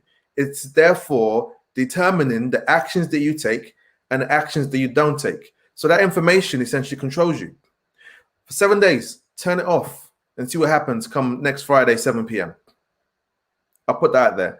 And also, so literally just that. So news, turn it off. The program that you have determines your actions, and your actions determine your results, and your results determine your life. So you choose. It really is that powerful. Yeah, and I even had another dimension. So I'd say thoughts control our feelings. So whatever we're thinking controls how we feel. The way we feel then controls how we act, what we're going to do or not do. And how we act is going to dictate our results. So yeah, if you're not getting what we want out of life, we can either blame everything outside of ourselves or take control of that gift we have, which is this, and reprogram it and control that. Awesome. That's really well said. And for those of you that are listening, you can come back and watch this again. I hope you're taking notes. If you're not, you can come back. So once we've saved it, you can watch it again on our Facebook, you can watch it on our YouTube, and you can watch it on Twitter, and you can play it again, and you can share it with other people as well. And if you love what you're hearing, if it's making a difference to you, I would like to see more likes and more interaction with us. So please don't be shy. Go past and just push the button. It'd be great to have you do that. And so just as we're closing, Ade, I want to ask you this. I know you've got to go and see the boys very, very shortly. What would you give people as the top 3 tips to start the year with power? So the first one, I guess we've kind of touched on, regulate the information that you're receiving. As Ade said, even after a week, you realize that actually life and the world will continue even if you don't listen to the news. You don't need to check in with everything else that's happening out there. I'm a firm believer that if there's anything really, really, really important, i.e. aliens have landed or the world's going to blow up tomorrow, somebody will pick up the phone and tell me. Yeah. Otherwise, just get on with your life. That's number 1. 2, I would say that at the moment, there seems to be a cloud of negativity in the world, but recognize that out of crisis comes opportunity. So, and that's interesting as well. The Japanese symbol for crisis is made up of 2 separate symbols. which is one that says crisis and one that's opportunity, or danger and opportunity. So there's opportunities out there as well. So to me, you can make this year the best year ever. And that's my intention, to make it the best year ever, regardless of what else is happening out there. And number 3, I guess this has been one of my key things as well.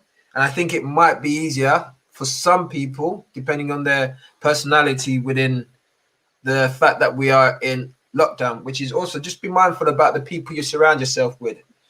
Because sometimes the people in your circles and sometimes the people closest to you, not because they're bad or anything else, but because of their own limitations, they can place it on you. Know that you're an infinite being and you can achieve anything.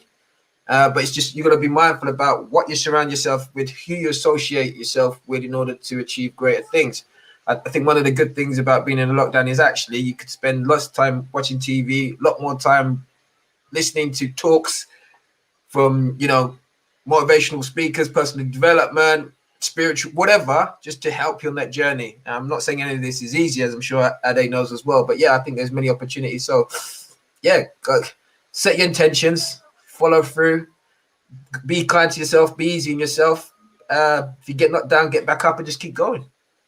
Perfect. So I'm going to squeeze. So the 3 tips. Number 1, regulate the information that you expose yourself to. 2, if I share my screen, so there's Sean Zhu, a former Chinese military strategist, similarly said that out of crisis, there is opportunity. You got to look for it. So while there's all of the cloud, all of the confusion, all of the noise and the fear, see through that, you will see opportunities. So for us, this is an opportunity where we're doing this virtually now. People can dial in from anywhere. It's virtual. You can watch it on your phone, the comfort of your own home. So this is an opportunity. We weren't doing this this time last year. We weren't doing this time last year. This wasn't even like an idea for us. But here we are. We're doing this. We're doing this here today. And then the third thing is be mindful of the people you surround yourself with. This has been a consistent theme. The people that you surround yourself with do have a huge impact in the results that you produce and on your outlook of life. It's very, very important. I know you've got to go very, very shortly at it, but there's a question from someone else. So Joe asks, if you can, how to deal with teen on PlayStation and dependency on mobile and social media as parents? Great question, Joe. And I can be honest and say sometimes I struggle with that. What I'm learning to do is to recognize, and I guess looking at myself is recognize that in many ways, where it's been convenient in the past, I've used it to substitute and still do sometimes. As you see, like I said at the beginning, my negotiation was, okay, you guys go and play with a little bit more tablet to give me some time. But yeah, it's also just finding time to engage them in other activities. So I would suggest is where you can try and regulate the amount of time. So now I kind of limit to like an hour a box. And even if they start like moaning when it's time to get away from it, actually, and I guess maybe I'm blessed because there's 3 of them, they actually become quite creative and find other things to do when they're not actually engaging with this. So, and also myself, because I don't spend that much time. Here's another thing as well. And this is what I was saying before, and this might help, where children are great teachers. A while back, we had a conversation about, you know, how's our quality of our relationship with each other? And then like, Daddy, you spend a lot of time on your phone. I'm not necessarily on social media, but I'm responding to emails and working and so I've now needed to change my behavior visually for them. And I can then use that as to them say, well, hey, Daddy doesn't spend so much time on his phone anymore. So you guys don't get to spend so much time on your electronic stuff. Let's talk to each other. Let's do some other stuff. So lead by example, but it's a hard one. Let's be honest, especially in the context. So do what you can, go easy on yourself. And like you said, just trying to make small improvements as you go along. Perfect. Thank you very much. Thank you. You also got asked as well. Georgina, thank you. Great tips, Ade. Food for thought for all. And Joe's asking, how did you blur your background? It's so cool. Yeah, so I use a software. It's called V-Split Cam, XSplit VCam. So if you just search for that online, there's many of them out there now. So once again, as Ade was saying, in this new world, there are many people coming up with new different pieces of software to deal with the new world we live in. So the question is, what can you come up with as well? Perfect. If you send that through to us, please, on the chat, I'll post it out there. Sure. But I just want to say thank you very much Thank you for your time. Thanks to the boys as well for accepting the offer. In all fairness, they got a better deal. But yeah, I hear you. No, appreciate it. I love some of the things you said as well. That that you learn from the children as well. Like that they train you. And you said that you think you get the better end of the deal because there's 3 of them and there's 1 of you. So that's really good. So thank you very much for that. Appreciate it. And I'm gonna be on, so Ade also has a talk show. I'm going to be on his show very shortly. He has a podcast. So when that happens, I'll share that with everybody on our mailing lists. But great to have you on. Thank you. Anything more you want to say? Nothing. Just want to say well done to you. This is awesome. Anything I can do to support further, it's there. To all the parents and other carers or individuals on here, recognize you because you've taken time out on a Saturday evening to be here, which means you prioritize this is important. So please do feel free to reach out if there's anything that I can do to support anything that you're doing. I'll do it to the best of my ability. Perfect. Well, Ade, thank you very much and have a great one. Have a great year. Thank you. You too. All the best. Cheers, guys. Bye. Phenomenal. So another great speaker that's up to lots of really great things. And I hope that you found that. No. I don't mean hope like flimsy hope. I know you found that very, very valuable. And the really great thing that you can do is as you're starting, as we're going into the end of January, come back and watch this video. Share it with your people. Just take out your notepad and pen and just take out some nuggets from what the people were saying. So take out some really key things from what the speakers were saying. And then also, for those that are looking for mentorship, you can reach out to these organizations. You can also reach out to us at 1000 Black Boys. We haven't launched our next program yet, the program that Pierre and also Moses were on, but we're working on things. We're going to be putting things in place very, very shortly. So come back and take notes and just really feed your mind with things that are very nutritious and amazing for the mind. So we're coming to the end of today's and January's 1000 Black Boys event. So I'm going to close. I'm going to wrap up. So let me also share my screen with you. Let's have a look. And you see that it's a bit small. Okay. So what we're doing at this point, because the day has flown by, so that's me. That's my face right there, looking very happy and smiley. I've also the beard is still there as well. So summary, thanks, and closing by Ademola Adeyaba. I've got it from 7 to 7:30. So let's see what happens. So I'm going to share this with you.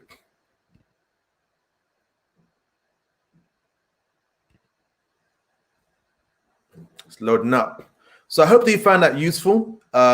So Nikki G, let me put this up. Nikki G said, thanks, Ade. Really great conversation. Another inspirational speaker. Share all your socials. Keep educating us. I will do.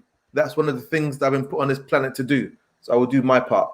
And my request is that you follow up with it and then you do your part. And then everything works and the world transforms. There we go. So let me summarize. So summarizing the really key things from the speakers, right? Very, very consistent if I look through my notes. So he started off with Samuel Lewis and from the London Smile Project. Really key things is there was yet again about mindset, about self-development, about seeing the difference that you want to make and being clear that you're the person that needs to go out and make that difference. That you're the person that needs to go out there and do what you see to do. Don't leave it for somebody else.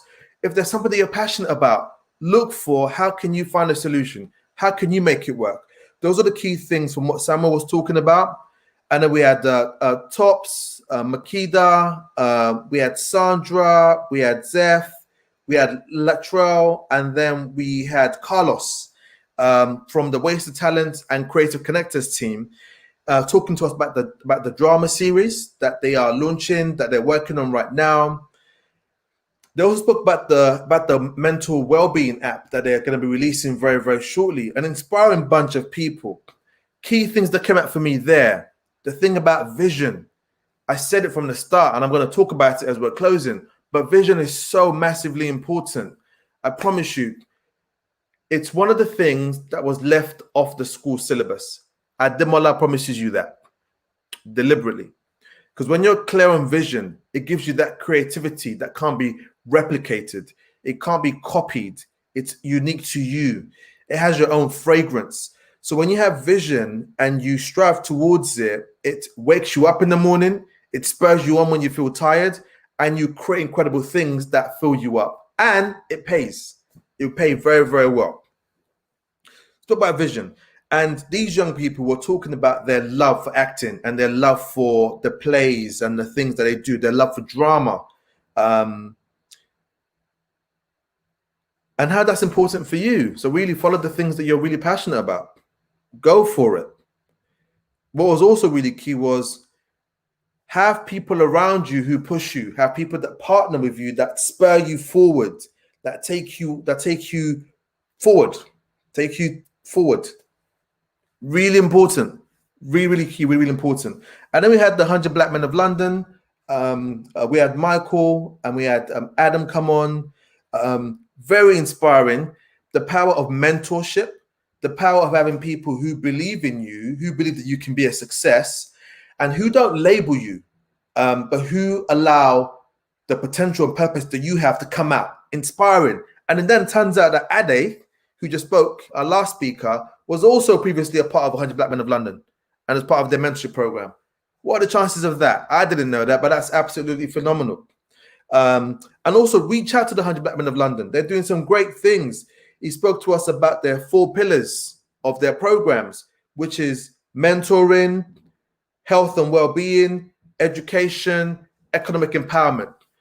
And all of their details will be available on our website.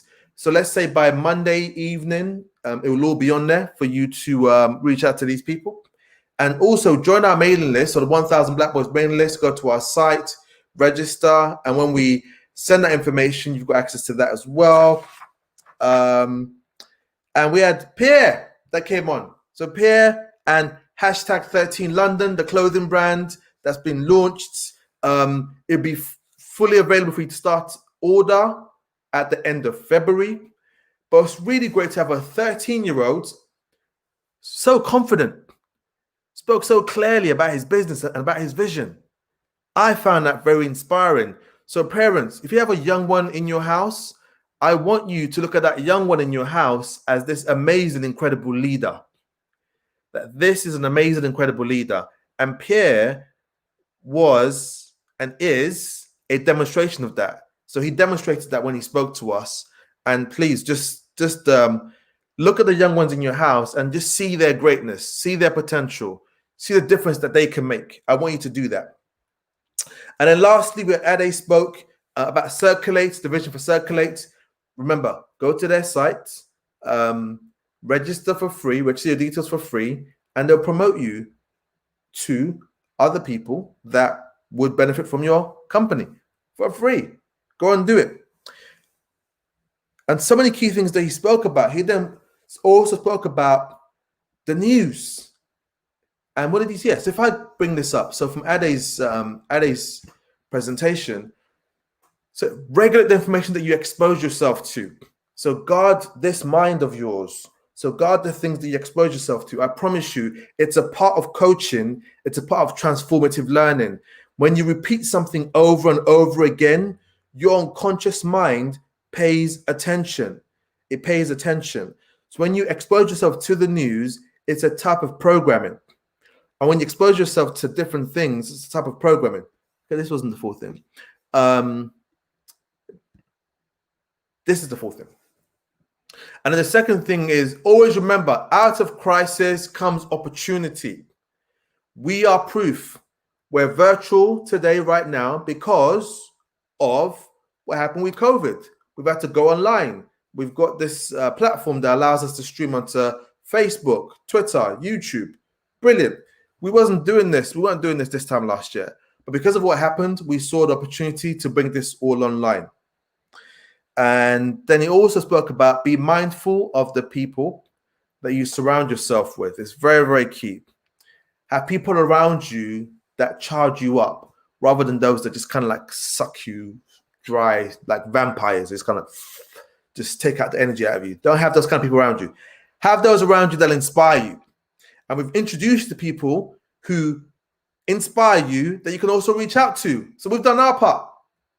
Amazing. So let me stop this part. Okay.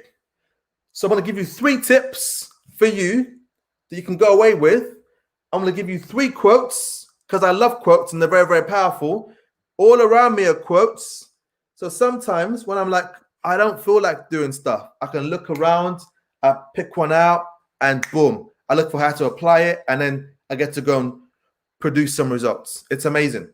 So, and I'll also tell you about future dates. We've got dates in the diary for March and for May. So March and May dates are in the diary. We're also going to give you dates. I'd say by the end of maybe by the second week of February, we'll have dates for the rest of the year. And we're also planning an event, which will purely be a coaching session with Dave McQueen, who spoke at our December event. So we're going to do this by the end of March. It will be a coaching session for young entrepreneurs, young business people, parents. You can come along as well. Come along with your questions, and you can get answers to those questions. So we'll make that available for you to come and get some really powerful, useful information from a leading management coach, a leading executive coach. I'm also going to thank the team as well. So I don't do this by myself. There's a whole team around me who really helped put this all together. I'm getting some really good comments. I'll come back to the comments. Thank you for your comments. I love it. I absolutely love the comments. And also remember to like this stuff. Like the video. So here we go. So future dates. So March 27th. It's a Saturday. We're going to probably go from 3:30 to 7:30 again. So we'll probably start 3:30, March the 27th. And then May 29th, that's also there as well. And we're going to give you the other dates very, very shortly by the second week in February. So 3 tips for you. Have you got your pen ready and paper? Where are you? Can I see you from my camera? What's going on here? So go on. Are you ready for the tips? I know there's a slight delay, so I'm going to wait for a little bit. So if you're ready for the tips, please say yes, and please talk to me through the chat. So while you're typing and it's coming through the internet to me, let me look at some of this. So Simone B said, these young people are so inspiring. I totally agree with you. They are absolutely inspiring, and I'm totally inspired, and we're in for an amazing 2021. Come on. And then we've got Jova. Very well done. Thanks. It's been a useful to learn about mindset, self-development, find your passions, mental well-being, create and build your vision, the use of growth mindset, take action. Perfect. Exactly that. Michelle, I love friendly machine. Ah, cool. Cool. So negative people are definitely vampires. Yes, they suck the life out of people. Get away from them. Choose your friends wisely, especially in 2021. You don't want people around you who are negative. People that will just, you say, I want to do this. I've got this vision. They'll be like, nah, it's not going to happen. I want to start a business. Are you sure? It's COVID. Don't have them around you. Replace those people. Replace those people. You haven't got time for those kind of people in 2021. And then we've got Claudine Lynch. Hello, Claudine. Highly motivational and inspirational. Fantastic role models. Extremely proud of young Pierre. So am I. Big up mommy and family too. Totally. And then thank you for all your support. Thank you very much. I get the acknowledgement. And are you ready for the tips, ladies and gentlemen? Okay, I'll take that as a yes. So here's my tip number 1. For 2021, pick a vision statement for the year. This can be a quote. This can be a scripture. It can be something that motivates you, that you read it and it just literally puts the wind beneath your wings. It just lights you up. Pick one for the year. Really important. So pick one for the year, because you need it as you're going through the different days and months. Sometimes you might get demotivated. You want something that you can refer back to that picks you up. So pick a vision statement for 2021. That's my first tip. I promise you it works. Even some things, one of the things I studied and I worked on was I got trained in ontology, which is the being in the human being. So as a human being, you're called a human being. The human refers to the physical equipment. The being is this thing that right now I'm being animated. So certain things impact us. We might not be able to explain why, but they do.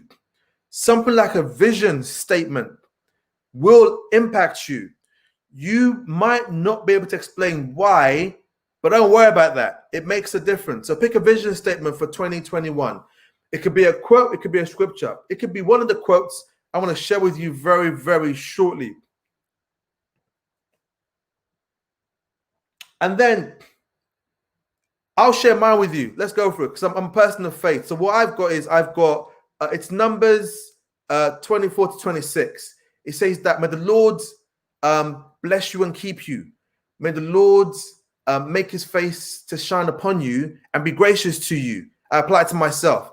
May the Lord make his countenance shine upon you and give you peace. So I say that to myself. I play it to myself whenever anything happens. I want to go to bed, I'll play it. I wake up, I'll play it.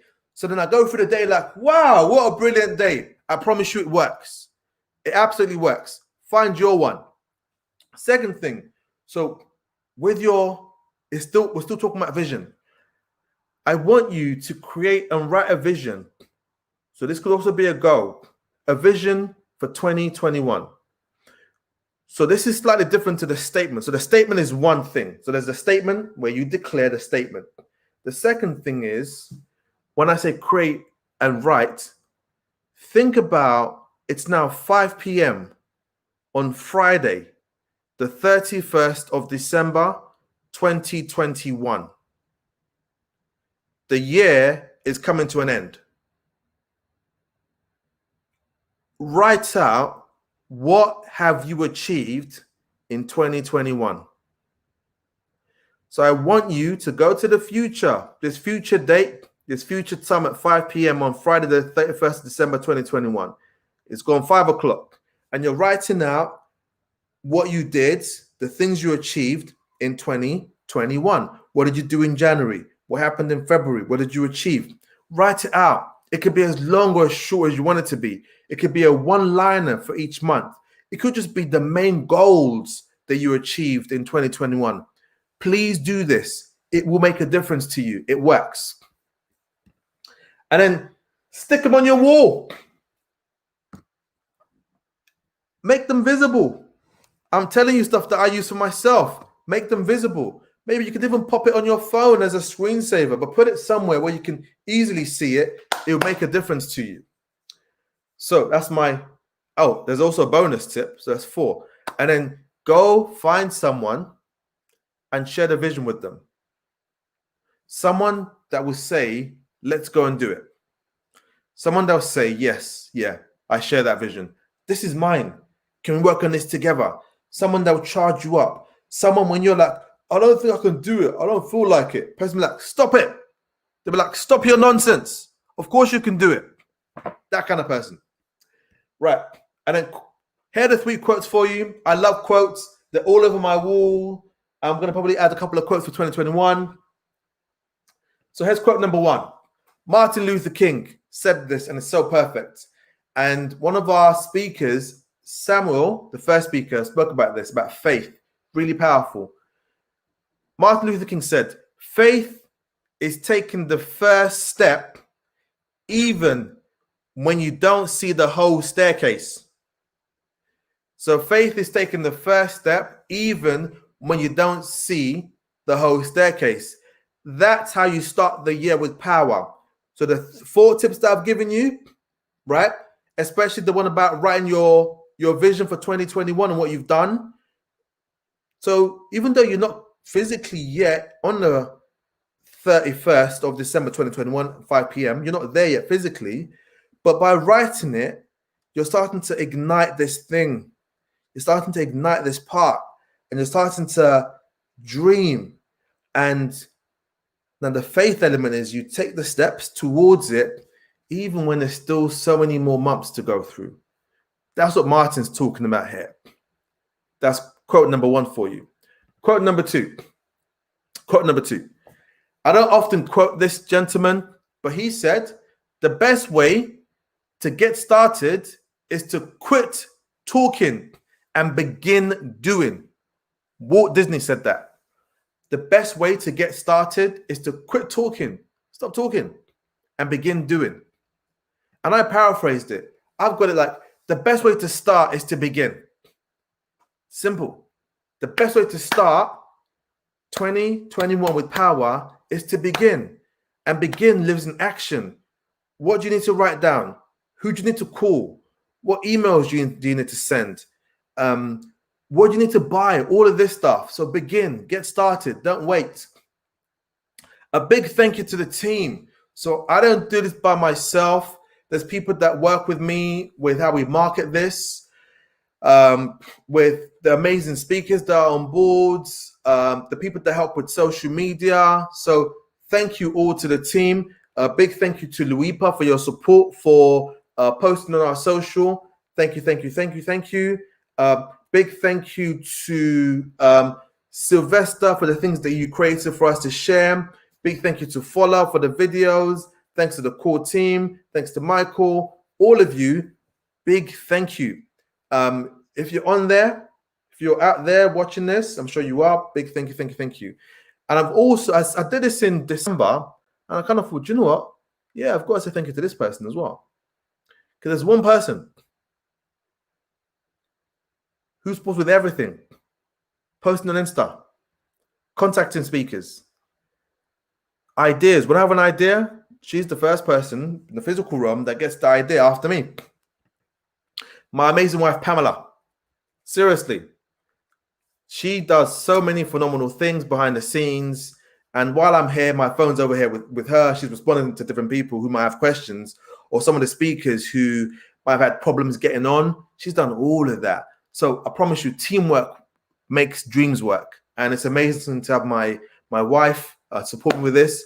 So love, thank you very much. Thank you. Thanks, love. I was going to bring her on camera, but she said no earlier. But yeah, but thank you. And she's smiling at me right now. So thank you, thank you, thank you. And also for those of you that are out there, thank the people around you.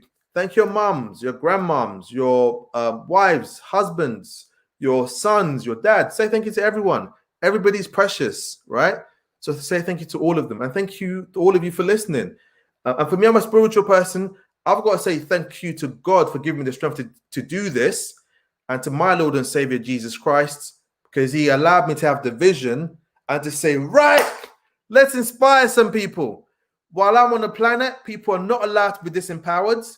People are not allowed to be demoralized. While I'm here, I'm going to do my part so you don't do that. Thank you very much. And my last quote. Amazing Ade, so inspiring. Thank you very much. I'll share that very, very shortly. We're doing well for time. So let me just quickly share this one. So this is not one of the quotes. So Marcel, I pronounced that. So Marcel said, amazing Ade, so inspirational. And I got some. Thank you very much. I accept it, receive it. So my last quote for you. This could be one of your vision statement for 2021. It could be, might not be, but it could be.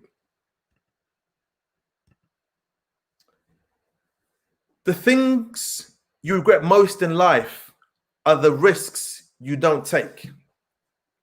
The things you regret most in life are the risks that you do not take. So I'm asking you, even though I don't know you, don't have regrets. Go for the opportunities. Take them on. You will be surprised what happens. You will be surprised who you impact. You'll be surprised at what comes back to you that's not even expected.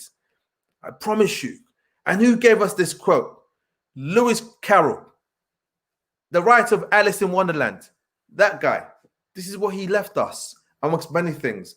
But the things you regret most in life are the risks you don't take. So I'm asking you, go for it.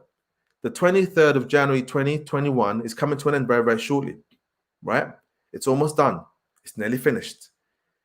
So what do you want to be saying this time next month? What do you want to be saying on the 23rd of June 2021?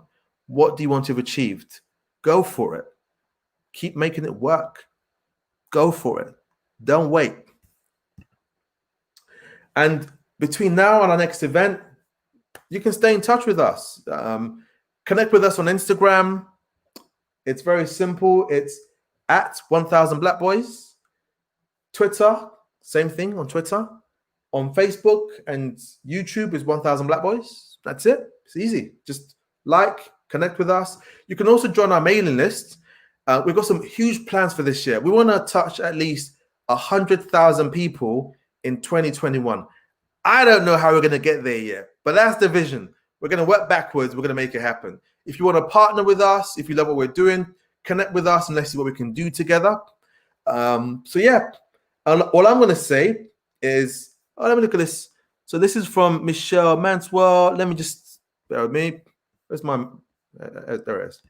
So Michelle is saying, brilliant, so inspiring. I've learned so much and gained some valuable little gems of information. I'm glad, Michelle. Thank you very much. And Michelle's also said, keep up the amazing work and putting your trust in the Almighty God. 100%. Because I don't know what it looks like come the end of the year, but I can see what I see, and let's go. Let's go and do it.